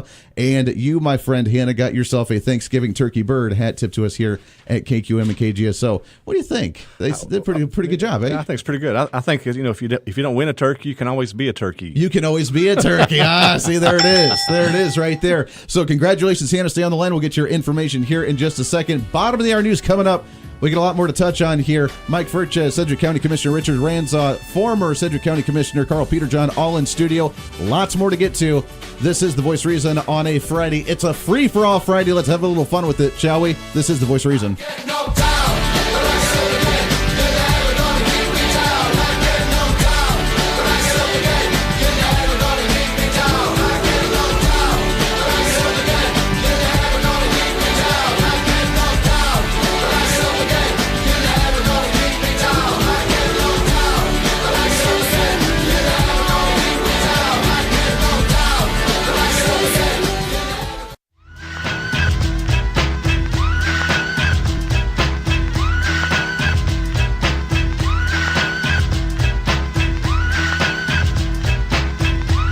Keeping political talk trendy. Oh my God, yes, more. This is The Voice of Reason with Andy Hoosier. Welcome back into the Voice of Reason. 7:36 is the time. Appreciate hanging out with us on a Friday. It's a Friday morning. It's a free-for-all. Whatever's on your mind, we'd love to hear from you. Mike Furches in studio, along with Sedgwick County Commissioner Richard Ranzau, along with former Sedgwick County Commissioner Karl Peterjohn. Let's slide the mic over to you here real quick. Karl, it's been a while since we've had you on the air as well. Good morning, sir. Hey, it's great to be here, Andy. Great to be back with you. Before we change topics here a little bit and get to the hearty topic, I guess, of some of the stuff that happened with the commission meeting on Wednesday, we were talking just in the last half hour here about the potential Tyson plant coming to the area. Your thoughts on this? Have you heard any legit concerns that you thought maybe might need to be questioned about? Do you think it's a good idea to bring here? What's your thoughts on the whole movement? Well, I think the idea of expanding economic opportunity is a real positive. I worry about the crony capitalism aspect, which seems to be the modus operandi for a lot of business. There are some principled entrepreneurs out there, and I'm not familiar with the Tyson company in particular, but my experience is such that I think South Central Kansas and Sedgwick County in particular has tremendous opportunities and potential. And the concern I have, frankly, is what the state's been doing, raising taxes in our pursuit of becoming the next New York or New Jersey or California with soaring income tax rates is going to be a big negative for us going forward. And I think that's going to be a huge burden, Andy, that and the fact that apparently, according to our judicial oligarchy up in Topeka, the Kansas Supreme Court's saying there needs to be more. And I'm not sure how that's going to happen. And our liberal newspapers in the state, they don't want to give up their tax breaks, but they're sure happy to put taxes on everybody else. Well, everybody else needs it. They got to pay their fair share, right? Yeah, well, the fair share is don't tax me, tax that guy behind the tree. Oh, sure, yeah, we gotta do that. That's a great deal. Well, I am excited about it. Like I said, I think it's a great potential. Real quick, year overview: 2017 in the county and the community here. I know that you haven't been on the Sedgwick County Commission this year, but just viewing, just witnessing, just observing from your perspective. What's your thoughts on the county, on the community? Well, I'm delighted that you've got Commissioner Ranzau here who can go into the details on it because, frankly, since I left, I've been pursuing some other interests, and one of them is KGPT TV. Mm-hmm. We were fortunate enough with Bob Weeks, who's the host, has been kind enough to bring me aboard as the co-host, and this week we had a fascinating interview that's going to be up here shortly and broadcast this weekend with Sedgwick County Commissioner Richard Ranzau talking about the commission meeting Wednesday. So if folks haven't had enough from our discussion today, Andy, I urge them to check out KGPT TV, and Newsmax is going to be broadcasting our material too. That's broadcast on 26.1. I was going to say, I'm going to scoop you guys. That's right, scooping you with the interview today as opposed to you guys on there. So, no, I love the program with you and Bob Weeks. Bob does a phenomenal job. I'm so glad that he got you on board with them as well. You guys are brilliant. It's a lot of fun with Wichita Talk and Liberty Talk TV. It's really, really cool. I always love being able to be a guest on your guys' show. We got to get both of you guys in here. We have yet to do that, have both of you in here at the same time and be able to talk. So we'll do that here soon as well. But I'm fascinated to hear what Commissioner Ranzau has to say, especially in light of the interesting discussion at Wednesday's commission meeting. Well, let's go ahead and get into it. As we talked about with the story that we read yesterday on the radio with the Sedgwick County Commission meeting that happened on Wednesday, I don't want to put the words in anybody's mouth, so Commissioner Ranzau, I'll let you take it away. You made some claims on the meeting on Wednesday. What's going on? What do you see happening within the Sedgwick County Commission? Well, I just see a pattern of behavior over the last 10 months that was increasingly disturbing to me. It's been a miserable year for me, literally. Things started from the very beginning, trying to broker deals personally.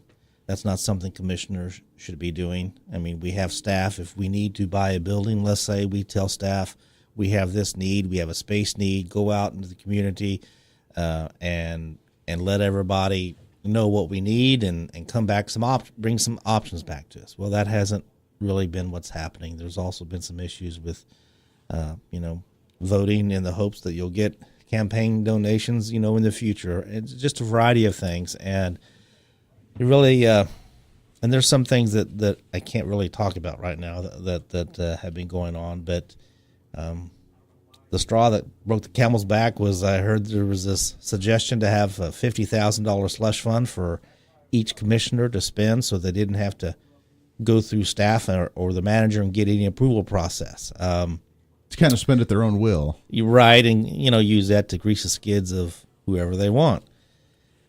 But you have to live it. You have to you have to experience the day-to-day things that were going on. And I tried to address this privately, which I think is the appropriate way to do. If you have a problem with someone, you go to them, you discuss it, and say, "Hey, this is inappropriate." And I said, "Hey, this needs to stop." And he looked at me straight in the eye and said, "No, it's not going to." So that was about 4 weeks ago, and I was going to make the motion that I made, back then, but for a variety of reasons which I'll talk about at a future date. Perhaps, I had to wait until now. And so I did. I am very disappointed in the vote that my colleagues didn't support that. I think when you look at leadership positions, you have to have people in position that avoid even the appearance of impropriety. And they know everything that I know. And I think at some point in the future, I think people realize that perhaps they didn't vote the way they should. I think it's interesting to know that as a pro tem, often the pro tem becomes the chairman the following year, and I don't believe that's going to happen for the very same reasons that I express and some other things that are going on. But why do you think people voted against the motion at this time right now when you brought it up yesterday or on Wednesday? Well, I guess you'd have to ask each of the other commissioners their specific rationale, and I don't want to, project what I think on them. But I will say this: that Commissioner Donald is a very smart politician, and he finds ways to, to get leverage on people or to get their cooperation, and so I think that's what happened, unfortunately. They mentioned in the story, at least, it mentioned too that there weren't a lot of evidence with some of the stuff that you had mentioned. Is there potential that stuff may arise at some point later on down the road? Yeah, it's very interesting. I think a comment was made that the things that I said or alleged were unsubstantiated. I think time will tell if they will be substantiated or not. I believe that they will, and we'll let the public decide who was telling the truth.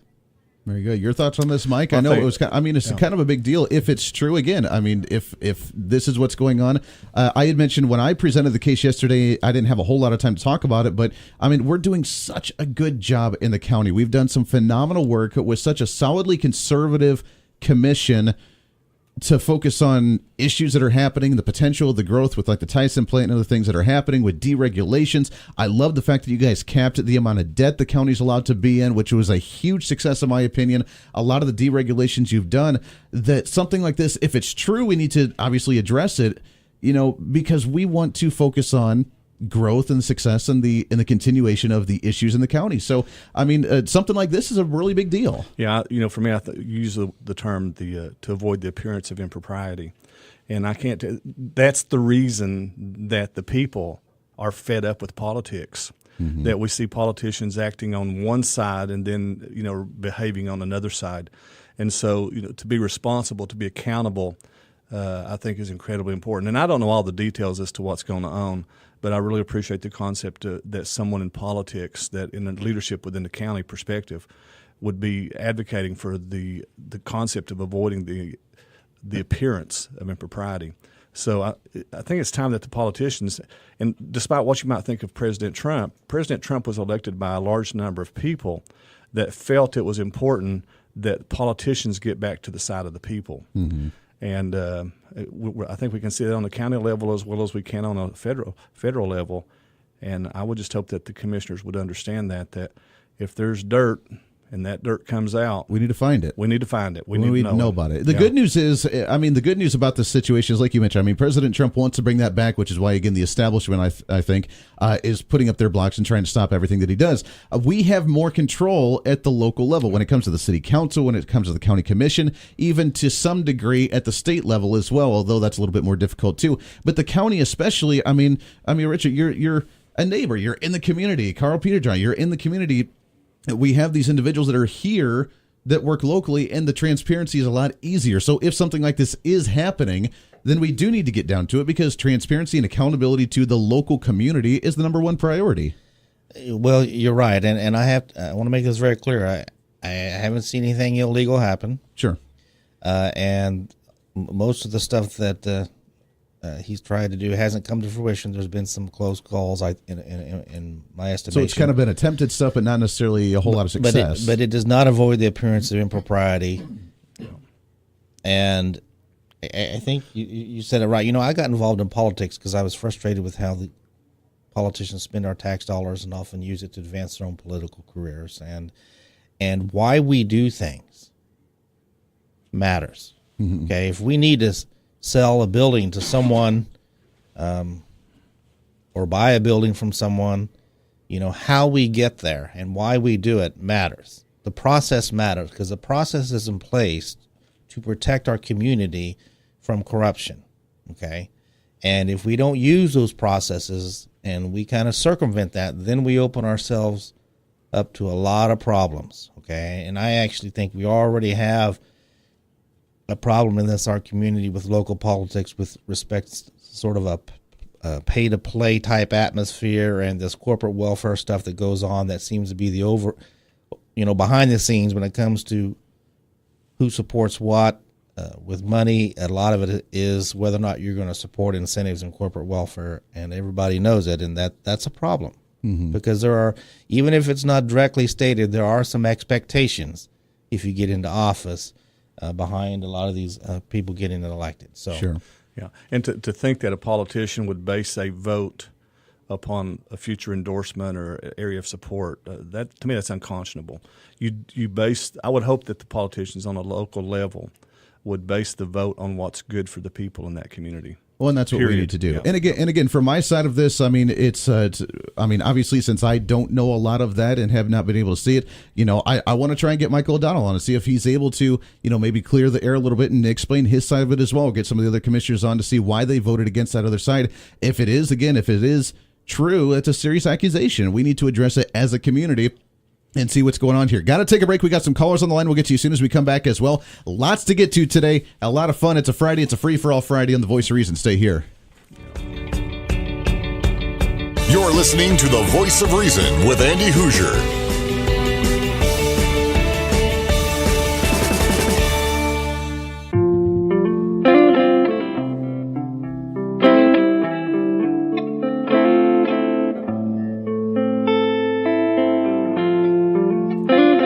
Quiz. Who is this? And it's the greatest guitar player of our era. Mike, who do you think? Real quick. Come on. I have no idea. It's not the greatest guitar player if it's not Steve Morse. I know that. Whatever. That would be Zakk Wylde. Former guitarist for Ozzy, lead singer and guitar player for Black Label Society. Yes, greatest guitar player of our time. And I'm sticking to it. 721-825-5721 Talk. Wrapping up the conversation here with Sedgwick County Commissioner Richard Ranzau and former Sedgwick County Commissioner Karl Peterjohn. Now, we will reach out to Michael O'Donnell, try and get him on the program and talk about this, because if it is true, we want to get all sides of the story here. I'm not taking a position on this. I'm just trying to get the information out for you. So I want to get as much of this out as we possibly can. Let's go to the phones here, shall we? Good morning. What's your name? This is Nick. Hey, good morning, Nick. How are you? I'm good, sir. Thank you so much. Hey, I just wanted to say that there are plenty of unprincipled opportunists in the world and in politics. And when we talk about optics, I want to personally thank Commissioner Ranzau for having the courage to, at the very least, start the conversation. And we are praying for him and all those in the same situation. And that's all I have to say. Well, Nick, we appreciate that, and that's really what it is. So, it's Commissioner, thank you for starting the discussion. That's really the most important thing here, starting that discussion to make sure that slush funds, the behind the scenes politics, the dirty politics being played behind the scenes, doesn't start to corrupt our local community. Well, thank you, Nick, and thank you, Andy, for that. Because we have to have a discussion. Do we think this is an isolated incident? What will make a politician think that this is appropriate behavior?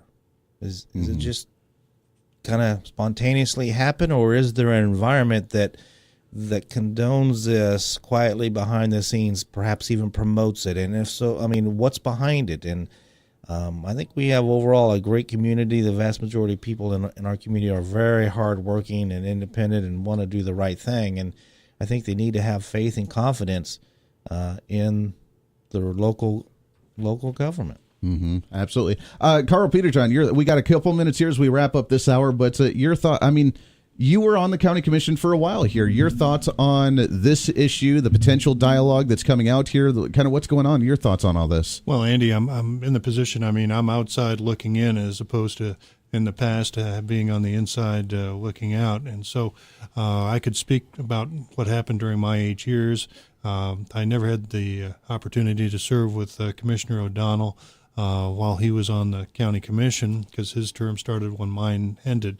So I think having clarity and transparency are really, really important with government. Having said that, there are certain times, and I would be happy to outline in some detail, of like, for instance, with real estate transactions, where to prevent the taxpayers from getting taken to the cleaners, there is a need for a certain amount of a lack of transparency, to put it bluntly. And I with the county was involved, and I think this was before Commissioner Ranzau's time, in a rather challenging land deal that ended up providing the parking lot that's on the east side of St. Francis, just across from the Coleman Museum, where the old Coleman plant had been. And that had been quite a challenging environment, Andy, and there were a lot of delicate negotiations from a real estate point of view. But having said that, I'm more than happy to have all the records on that out and available for the public, and I think it was handled well by the county staff at that time. Now, of course, this is, like I said, I think was, at least initially it got started when my involvement was before Commissioner Ranzau joined me on the bench. But there are definitely some, we do need transparency, and we don't need to have a insider environment. I think that exists all too often. I see the entrepreneurs in Washington who go in for their subsidies, and the so-called business people, and who seem to be they can get an open checkbook from the U.S. Department of Energy and other federal agencies, and taxpayers end up having to pay for their vision for the future. Yeah, absolutely. Well, we got about a minute left here, but Commissioner Ranzau, your last final thoughts here coming up in the next couple of county meetings. I don't know if this is going to be brought back up here immediately or whether it's going to kind of take some time if it does end up unraveling more. But your thoughts on the next couple of meetings. What do we get to look forward to with some of the issues?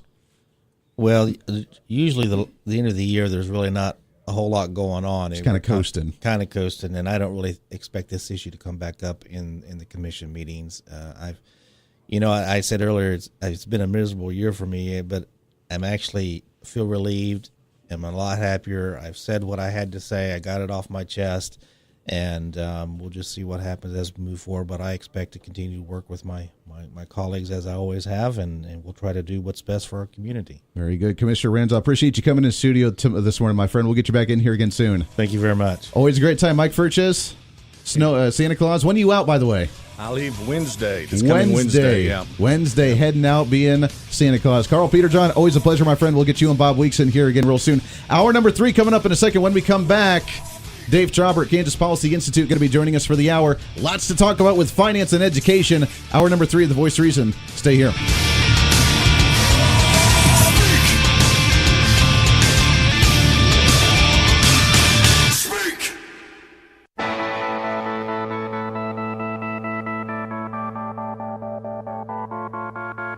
It's time for Reason. The cat's out of the box, ladies and gentlemen. The hidden secret agenda that actually agencies are doing well, that we've increased spending across the board 1% to 2% every single year for every agency in the state government. If they continue to try and rail on the same things the way they've been doing for years, they're going to fail because people are beginning to wake up and realize that they have been lying. The propaganda they've been spouting has been not true, and that they're going to get in trouble for it. This is the Voice of Reason with Andy Hoosier. Then I get on my knees and pray. We don't get fooled again. Don't get fooled again. Good morning to you. Welcome into the Voice of Reason, hour number 3 of the Voice of Reason right here on the Big Talker, KQAM. It's a Friday. It is a free-for-all Friday. Let's do it. We do this every week. It's up to you. It's open line. See whatever's on your mind, bothering, troubling you, something we've talked about, maybe not talked about. I am your political therapist. Let's work through it together. Let's do it. All right.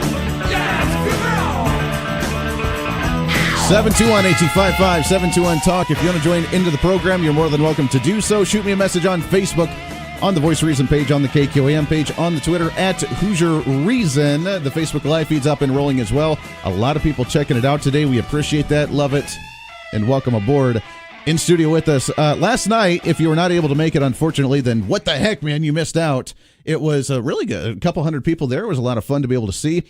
And thanks again to the American Conservative Union bringing their rally, their CPAC-styled rally to the Wichita area. It was much needed. It is something, again, if you need to recharge your political batteries, it's something that is desperately needed sometimes to go to these types of rallies. CPAC is by far the coolest experience you'll ever see. The 2 years that I went, 1 year I got to see former President George Bush while he was president at the time. And the other year I got to see Rush Limbaugh. And let me tell you, when you sit in a room for 12 hours because you're afraid to lose your seat and it's jam-packed with 10,000 people in there and you don't eat or go to the bathroom for 10 hours straight just to see Rush Limbaugh, you know you're dedicated. So that's the kind of experience you get to have with. No, I was a college student at the time, so I could deal with it. But that was the experience that I had with CPAC because they bring in some wonderful, fantastic guests and panels. And on the panel last night, I didn't even realize you were going to be on there, but it was really cool to see you up there and the conversations that was had. Dave Trabert with the Kansas Policy Institute is with us here. Good morning, Dave. How are you? Morning, Andy. Good. I don't think I've had as much coffee as you've had, but no, it was fun. It was a great event. I was honored to be part of that.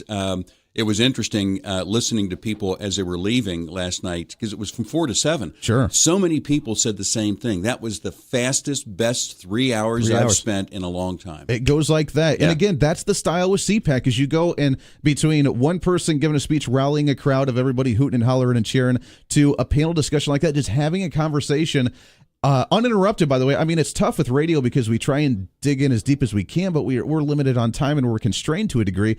For 3 hours, you can go on and on and on and get into the deep issues and have a legit discussion. I love it. That stuff, I mean, we're dorks like that, I guess, but I love it. Well, and it was great, too, because there was a lot of opportunity for audience interaction. Every session ended with a good Q&A session. The audience was really engaged. That's encouraging. Absolutely. Well, it was good to see you up there.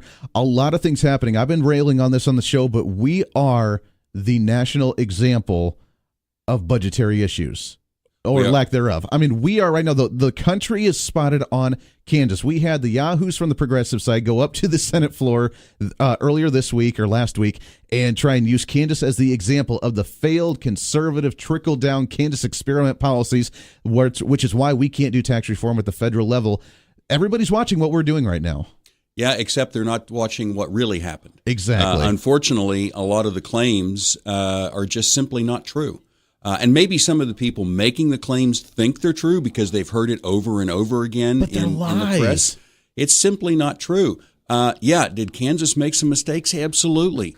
At the state level, you can't cut revenue and increase spending. Pretty soon, you run into a problem. And they knew that was the case when they voted for it. They knew that every year. Mm-hmm. But it was a bipartisan effort, Democrats and Republicans alike. The majority of Republicans and all the Democrats had no interest in either reducing the cost of government or increasing a tax to do it. Whether you agree or not it should be done, at least propose something to balance the budget. But most of them, for a lot of different reasons, just sat on their hands and let it burn down.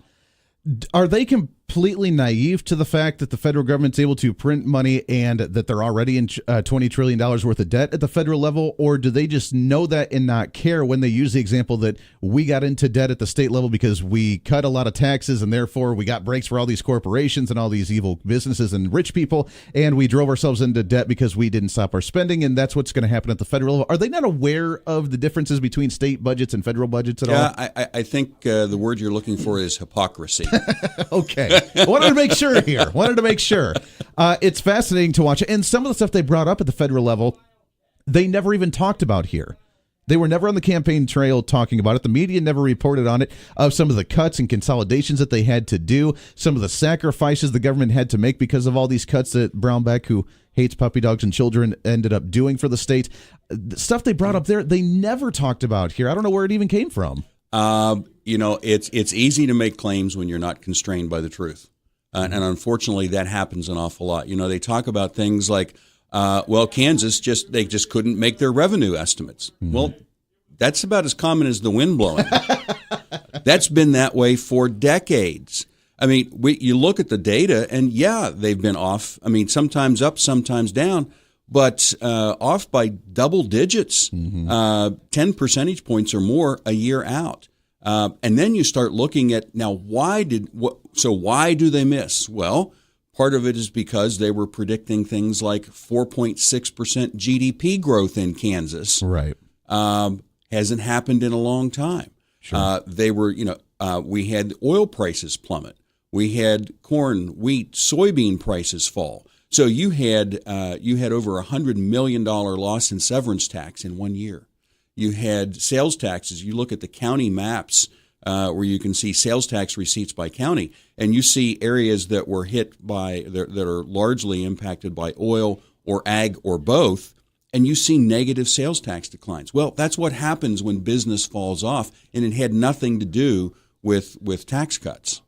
Last year in 2016, for the majority of the year, after the tax reform that they did in 2012, and for the majority of 2016, they had not changed the formula on how they project the tax revenue to be month over month. And month over month, we would see the shortfall of, we didn't hit projections. Because they never changed the formula. They were anticipating still at the higher tax rates to come up with some kind of revenue. Once they changed it, starting November of last year, a year ago, we started seeing money come in higher than projections, which was a good sign because we could start paying off some of the debt. Now that we've gone through the tax change in July, have we changed the formula? Because now they're projecting every month now, look, we're way higher than projections. Look, we're seeing lots of more revenue coming in. We're way higher than what we were this time last year. We're way higher than projections than what we projected this year. And we've seen that for the last 3 months now. Have they even changed the formula yet from the lower tax rate for what they're projecting each month? Well, first of all, Andy, it's a lot of people don't understand because you get the numbers reported on a monthly basis, but they don't estimate them on a monthly basis. That's one of the that leads to sometimes we're up, sometimes we're down, sure, because the estimate is based on an annual basis. And then after that they decide, well, let's apply so much to each month. But it's not a month-by-month estimate. And there's a lot of things legitimately that can impact that, like refunds. Sure. Refunds come off the top. And so if you have a lot more, or a lot less refunds than you had the year before, that can make a difference. And it's really hard to predict those kind of things.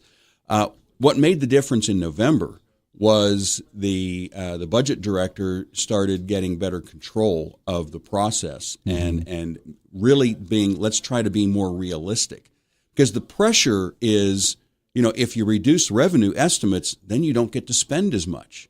And legislators don't like that. So there's always the tendency, let's be optimistic. They really need to, they made some good progress, but they need to completely overhaul the estimating process.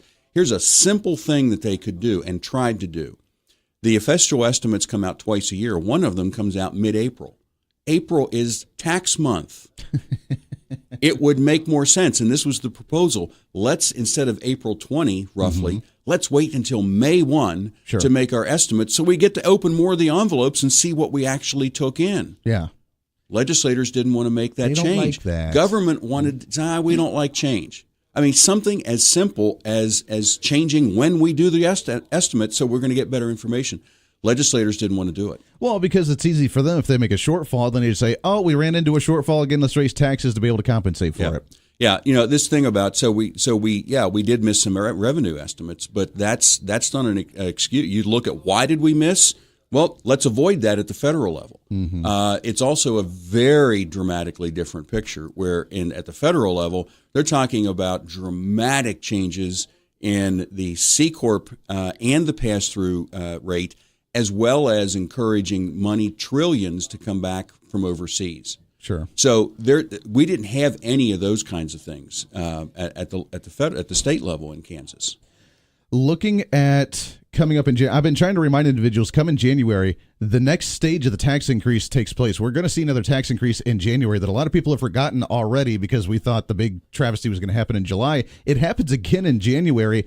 I don't think a lot of people are going to be very happy about this. No, they're not, and they're going to be even less happy with the one that's coming after that, because that tax increase they passed this year, the retroactive tax increase that some legislators still want to pretend wasn't retroactive. Sure, yeah. The budget's out of balance within 2 years. Yep. Because they also approved spending $500 million more between the 17, 18, and 19 budgets. So in 2 years, we're out of balance. If they don't come back in January and start reducing the cost of government, get ready for the next tax increase. And that's before they even think about what the Supreme Court wants to do in taking over the state. Realistically, do you think they're going to reduce the size of government and their spending with this legislative makeup right now? They either are going to have to do that or they're going to have to raise taxes. So I know they don't want to do either.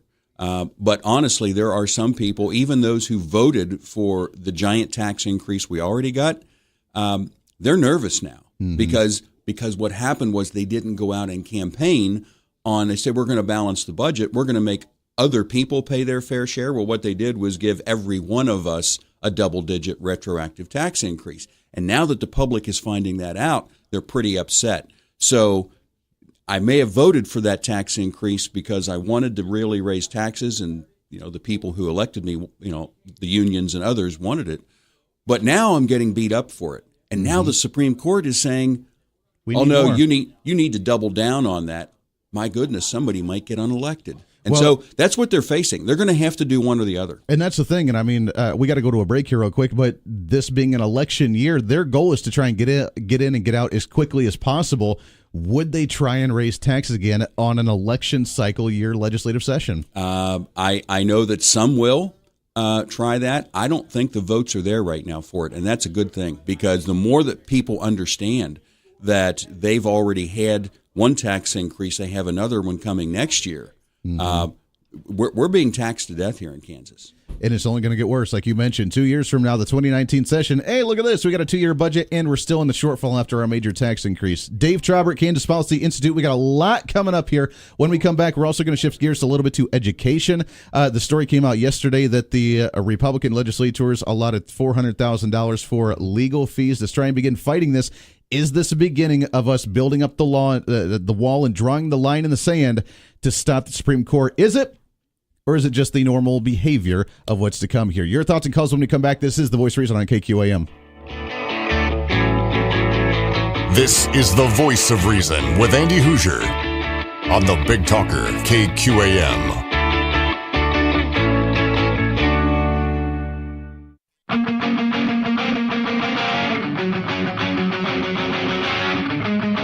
Welcome back into The Voice of Reason right here on the Big Talker KQAM. Appreciate you hanging out with us today. It's a Friday. It's a free-for-all Friday. And I'm trying to bring up here, it is that time. We didn't do it yesterday, which I apologize for. We got too busy, but it is time again. Now, Dave Trabert, Kansas Policy Institute, in here with us here. And are you a fan of Dave Ramsey? Sure. I mean, we're talking budgets here. We're talking finances, trying to get the government under control. And it's time for us to get your personal budget and finances under control. As you know, we've been doing it all this week. We're going to do it all next week again, too. But today, it's your time. It's the Dave Ramsey Total Money Makeover book giveaway brought to you by You Build It of Wichita. We appreciate them doing it. Let's do caller number 1 right now, 721-8255-721-TALK. I got a simple question to ask you about some of Dave Ramsey's stuff. And if you win, then you get your free copy of Dave Ramsey's Total Money Makeover book. It's a great book for you to get. And as we maybe maybe we should get a promotion and hand these out to every one of the state legislators. What do you think? You think they go for it? That's not a bad idea. You think they should read it? Maybe we could do that. We certainly need some remedial training on how to spend people's money. I think so. I can talk to Dave Ramsey's people, get some more copies of the book. We'll get it sponsored, and we'll mail a copy to every single legislator in the state government. They would hate the voice of reason after that. They would hate it. We got some calls lining up. Let's go right to it here. 721-8255-721 Talk. Good morning. What's your name? Alex. Alex, how are you, sir? I'm doing well. How are you? Hey, we're living the dream, my friend. All right, the question is for your copy for Dave Ramsey's The Total Money Makeover, brought to you by You Build It of Wichita. Your question for the day in baby step number 1 of Dave Ramsey's plan: how much money should you have as an emergency fund? $1,000. $1,000. There it is. We got our winner right off the bat, man. You guys are so. Apparently, people listen to Dave Ramsey. I guess so. Hey, I'm all about it. All about it. Alex, I love it. I appreciate it. Stay on the line here. We'll get your information here in just a minute when we go to the bottom of the hour break. And congratulations to you getting your copy of Dave Ramsey's Total Money Makeover, brought to you by You Build It of Wichita. We'll do some more. We got 5 more copies. Give those away each day next week right here on KQAM. A little fun there. That was. That's a little bit of good information. And as we talk about these budgets, I did tease. We got about 2 minutes here, Dave. And Alex, hang on the line here for just a couple minutes. Going into this, as I mentioned, we teased, the story came out yesterday. The House Republicans allotted $400,000 for the legal side of this battle going into education funding. I see that as potential optimism of what we can do to begin stopping this, drawing the line in the sand, saying we're not going to be bullied any longer. I have reservations that our legislative makeup right now would actually do that. Is this a good sign, or are we going to see them actually try and fight the Supreme Court, or are they just going to bow out again? It is a good sign because you need to have legal advice on how to, if nothing else, creating a legislative record, because the role of the court is supposed to be merely to decide whether the legislature did anything unreasonable. It's not their role. By their own ruling. Their role is not to set the number. They say adequacy is when funding is reasonably calculated to do this. Sure. Was it reasonable or not? Not whether it was enough. And so you need to be able to show this is how we arrived at these things. And that's what those attorneys are going to help doing. Whether the legislature stands up to the court or not, we'll see. But they need to. And they need to make sure the first order of business is keeping schools open, and they can do that. Well, you're right. They can do that. And if they do end up getting shut, it's the Supreme Court's decision to do so, not the legislature, which we need to make very clear. But it's not going to happen. Well, the Supreme Court can't. They don't have the National Guard. They can't go in and lock the doors. What they can do is cut off the money flow. Sure. And so the first order of business when they come back in January should be to pass a law that ensures that the administration can get checks written and sent to school districts. Which you would think would be common sense because the legislature has the power of the purse. So how is the Supreme Court able to cut off the funding of this? Well, what they do, because the checks are actually written by the state treasurer, and that's an elected office. So they would enjoin the state treasurer, saying you are not allowed to. So being bullies.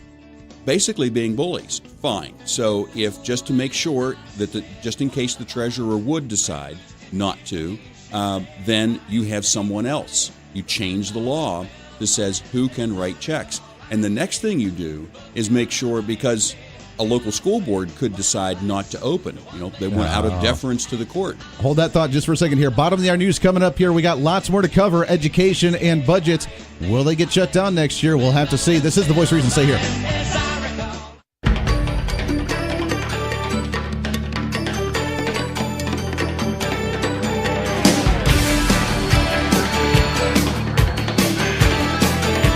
Spreading the love on a daily basis.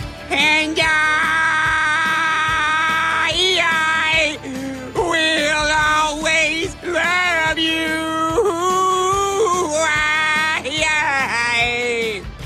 This is The Voice of Reason with Andy Hoosier. That's my singing voice, by the way. That's me right there. I love you guys. I'm not going to start singing, though. Welcome back into the Voice of Reason. Wrapping up the show today. Dave Trabert with the Kansas Policy Institute here with another segment with us. And like I said, we need to do a 3-hour show, literally. That'd be fun. You have so much information. We never get to all of it. One of these days, we're going to sit down for the full 3 hours and just hash all this out. Let's do it. Let's do it. We're going to make this happen. As we tease the education, I have been, and first off, thank you guys for what you do again, over and over and over again with the information you provide. All we hear in the news, and even when we interviewed a lot of the school board candidates for the Wichita School Board, and I stood back, I didn't intervene. As many of them made their cases and their platforms, I let them have their say just for election coverage, not during the opinion side of the show. And many of them made the case that they've had to consolidate, they've had to cut, they've had to make sacrifices because the school district has they don't have any effect on what's going on at the state level, and the state's been cutting their funding and so on and so forth. And I have been doing the best that I can to rail and get the information out that you guys have provided of the fact that spending is at its highest level it's ever been, and it's growing every single year. We've not seen budget cuts under Brownback. That right now we have the largest cash reserve in history in the state with $2 billion, $100 to $120 million sitting in the Wichita School District's operational cash, not even like some fund that they're not allowed to touch that's used for other allotted things, but $120 million just sitting there for operational cash reserves. The Garden City School District, which we're broadcasting out in Garden City for the first hour, and they have about 3 to 4 months worth of expenses set aside in their operational cash reserves. I don't see the cuts. I just don't see them, but that's what we hear about, and that's what everybody's assumption is. Well, and the interesting thing, too, is you hear them talking, we've all heard them. We cut this program, we cut that program. Right. Well, now they get $300 million more from the legislature, and what are the stories? What are they doing with it? Pay increases. They're not replacing the things they theoretically cut. Right. Let's just all get a pay increase. The administrative side. I mean, they're starting off the deputy superintendent here in the Wichita School District. That's new position. Hey, let's start a new site. That's here. right. It's not, and that's the crisis we have in Kansas. It's not that we don't have enough money. It's that we're not putting the money where it's going to make a difference. The money needs to go into instruction. We need to focus on students because the crisis is that we're not producing a qualified workforce. We're not helping people helping kids get the education they deserve. Mm-hmm. They know that. And what do? It's deja vu all over again from the Montoy decision in 2005. A big influx of cash, pay increases, hire more staff. Did outcomes improve any? Not a bit. Right. Which I can see salary hikes for teachers. I get it. We need to take care of the teachers. I'm all for taking care of the teachers. I have no problem with that. But you're right. When they get an increase and they're sitting on record number cash reserves, and then we don't see any of the improvements or anything they want to do with the resources, they give the teachers raises. Great. Okay, that is needed. But then they increase the administrative side again. Like I said, deputy superintendent making probably $100,000, $150,000 a year with an end of the year bonus, just like the superintendent does. And then we say, we're out of money again. We need more money. Yeah, and teachers deserve to be paid. Teachers should be paid for performance. Right. Everybody, most of us get paid for performance. It's not that you get a pay increase just because you showed up again. Mm-hmm. And so if teachers should be paid a lot more money, and they should be paid merit pay. Sure. The better they are, the more they should make. The unions hate that. Right. They want to keep wages low. And so everybody gets something, and that discourages good workers in not just in education, anywhere. Talk about redistribution and socialism. So there needs to be a way that and those are local school board decisions. That's not legislative. Sure, those decisions are all made at the local level. Mm-hmm. One good piece of advice that I see I saw the trend on election night, and I think this is a trend. I'm hoping that people are beginning to wake up to this because of the discussions that we've had, the information that you guys have provided. There were 8 school bond issues throughout the state of Kansas in local school districts, 8 bond issues to either improve security or buildings or to improve athletic departments or athletic fields or whatever. Only 2 of the 8 approved and passed in the state of Kansas. I'm hoping that that's a sign that people said, wait a second, you guys have some money, use that instead of actually us extending a bond or getting a new bond in order to do more school improvements. Yeah, the more people find out about how money is spent, it's kind of a two-pronged thing. On one side, they're looking at, do we really need to spend money on this when we have an academic issue? And the other aspect is they're being taxed to death, not just by schools, but by cities and counties and legislators that want to raise taxes to record levels. So they're being squeezed and saying, look, I mean, people are willing to fund schools, sure, but they want to see that it do something good for the kids, not just build monuments. No, absolutely. Before the bottom of the hour, you mentioned the potential of the schools shutting down and where the power of play comes in here with the legislators in Congress, with the power of the purse, by the way, being able to decide whether the checks are going to be cut for education. Talking with individuals out on the western part of the state in Garden City, they say, yeah, we have the cash reserves, but we're scared and we're holding on to it because we have about 3 months worth. And if they shut down the schools, we can continue to operate for a little bit while the legislature makes up their mind on what they're going to do.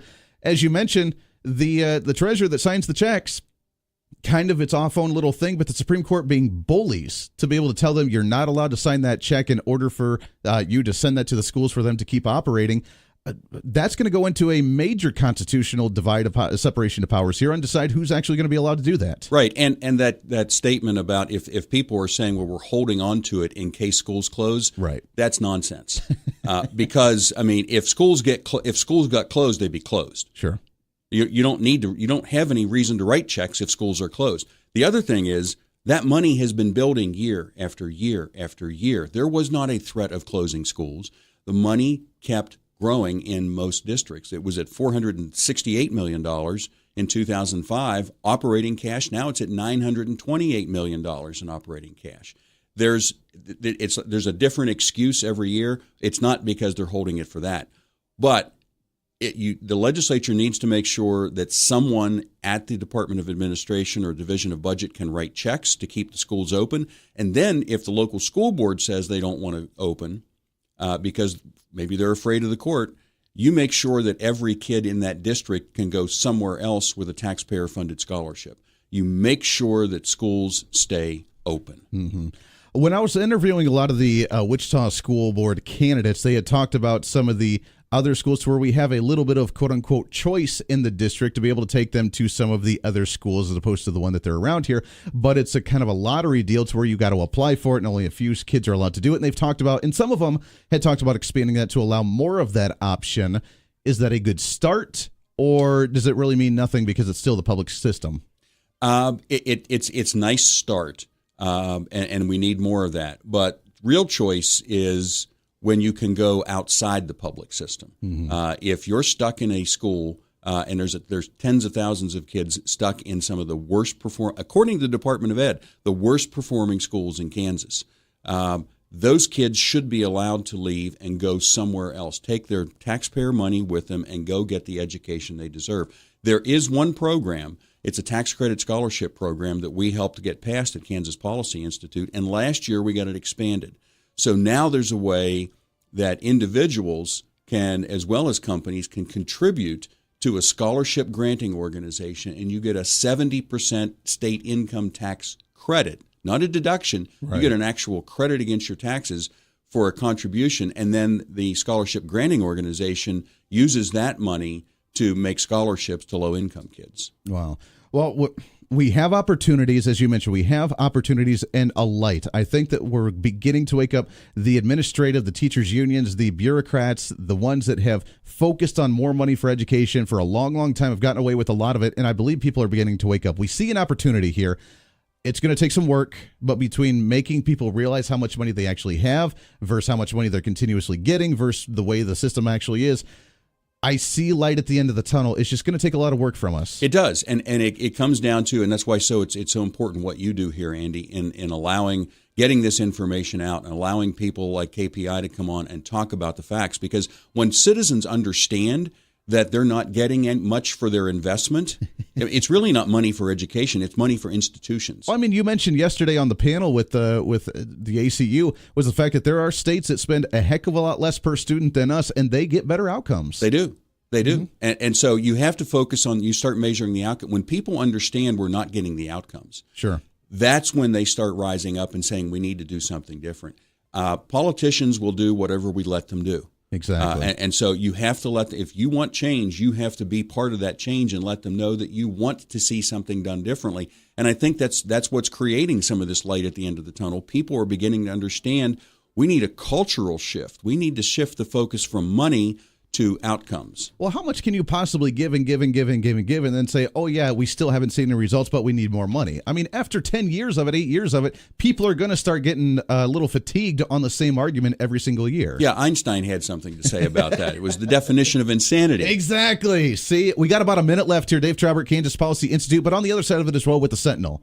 You guys are still rocking and rolling there, and I mean, I try and get the information out on the radio, but it takes so many people, and with you with the KPI, but then with the Sentinel as well, calling out the media on this stuff. How's that going? It's still growing. It is. It is still growing, and we're hoping that we can. We have 2 editors working right now. We're hoping to raise money because it's a nonprofit. Sure. We don't sell advertising, and so we're hoping to raise money now to hire a reporter to work out of the Wichita area. Very good. And so, yeah, it's going great. They're doing tremendous work, and we want to expand it. If I was a writer, I would talk to you about doing that. But you should see my grammar, and you'd be like, yeah, no, we'll pass, Andy. Thanks. We'll pass. That's why I talk and not write. That's all right, because then I can do my slang on the radio. Dave Trabert, Kansas Policy Institute. Next time you come, we got to do 3 hours. We'll do it. We got to do 2-3 hours. We got to get so much information out. We'll open up lines. We'll have a lot of fun with it. It's always great to talk to you, my friends. So much information. What you guys do is absolutely critical for this movement. So thank you, guys. Thank you, Andy. Always a pleasure. Taking a break. Wrapping up the show today. It's open lines to you for the last couple of minutes. When we come back, this is The Voice of Reason on KQAM. This is The Voice of Reason with Andy Hoosier on the Big Talker, KQAM.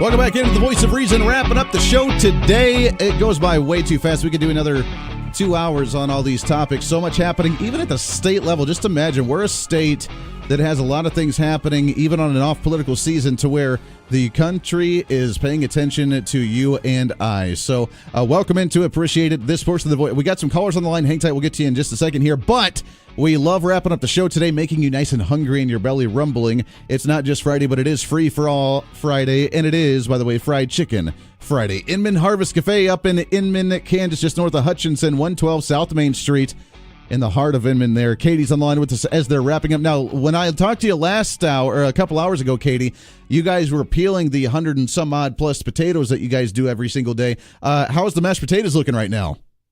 Oh, they're done, Andy. Happy Fried Chicken Friday. They're ready to go. They are ready to rock and roll. I love it. You guys, it's such a big event. I mean, this is your bread and butter. This is, which bread and butter sounds really nice to go along with everything along with there. But how are things looking for your Friday right now? So right now we've got everything rocking and rolling. We've got that taco casserole with the different, with the meat and the biscuit topping and all this stuff. Remember, no olives. And then we've got the chicken cordon bleu ready. We've got the chicken pulled apart, and we're getting ready to put the saucy stuff and the ham with it. And then Mary is actually back there doing more potatoes because we've decided to do what's called a 7-layer hamburger casserole. So it's got potatoes, carrots, onions, peas, hamburger, cheese, and then sauce. So I think that's 7 layers. If it's not, then it's a 6-layer. I don't know. Well, that's right. Throw another layer of cheese and you're good. There you go. Yeah, see? Great idea. There you go. Throw another layer of cheese on there.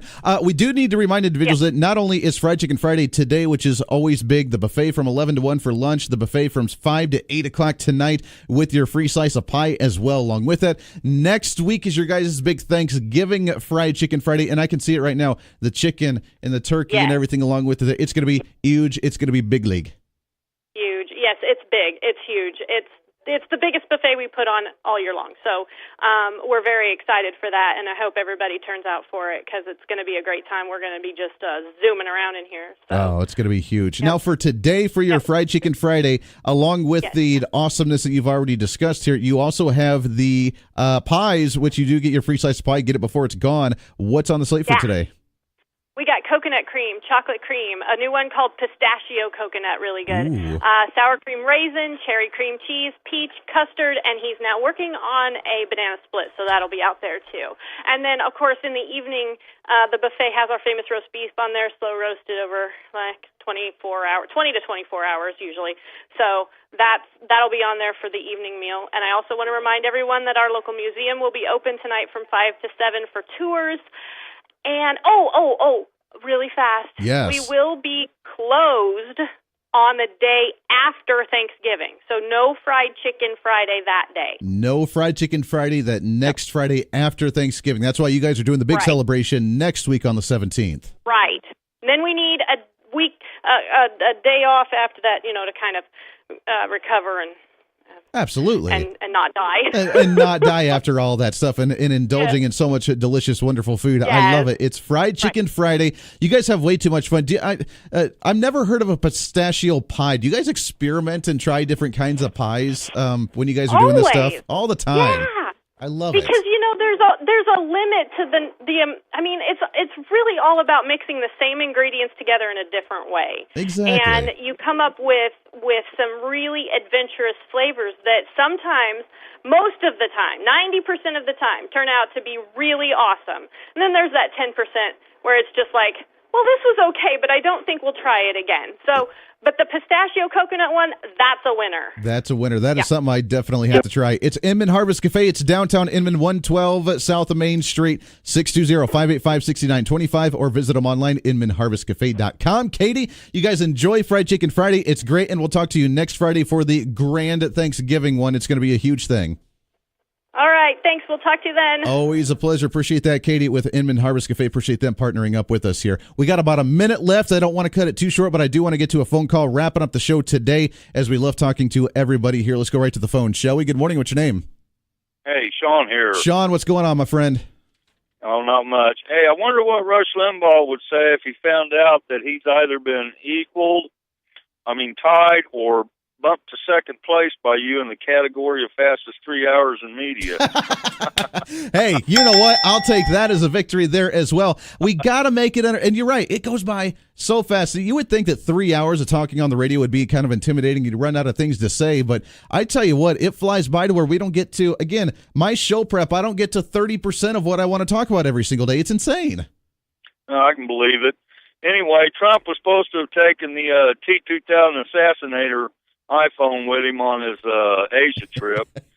Fortunately, there was an accident in the lab the day before. I'll give you the details next week. I love it. Have a nice weekend. Sean, it's always a pleasure, my friend. Have a great weekend to you. Great times all around. We'll be back on Monday, kicking off a brand new week. By the way, lots of really exciting news for the show, for the station, for things we're doing. You're not going to want to miss it. We're growing every single day, and it's because of you. I cannot thank you enough for it. Such a blast, such an honor. This is your show. It's time to speak up, speak out, speak loud, speak proud, speak the truth. If I can speak and always speak some reason, this is the Voice of Reason. Have a great weekend, everybody.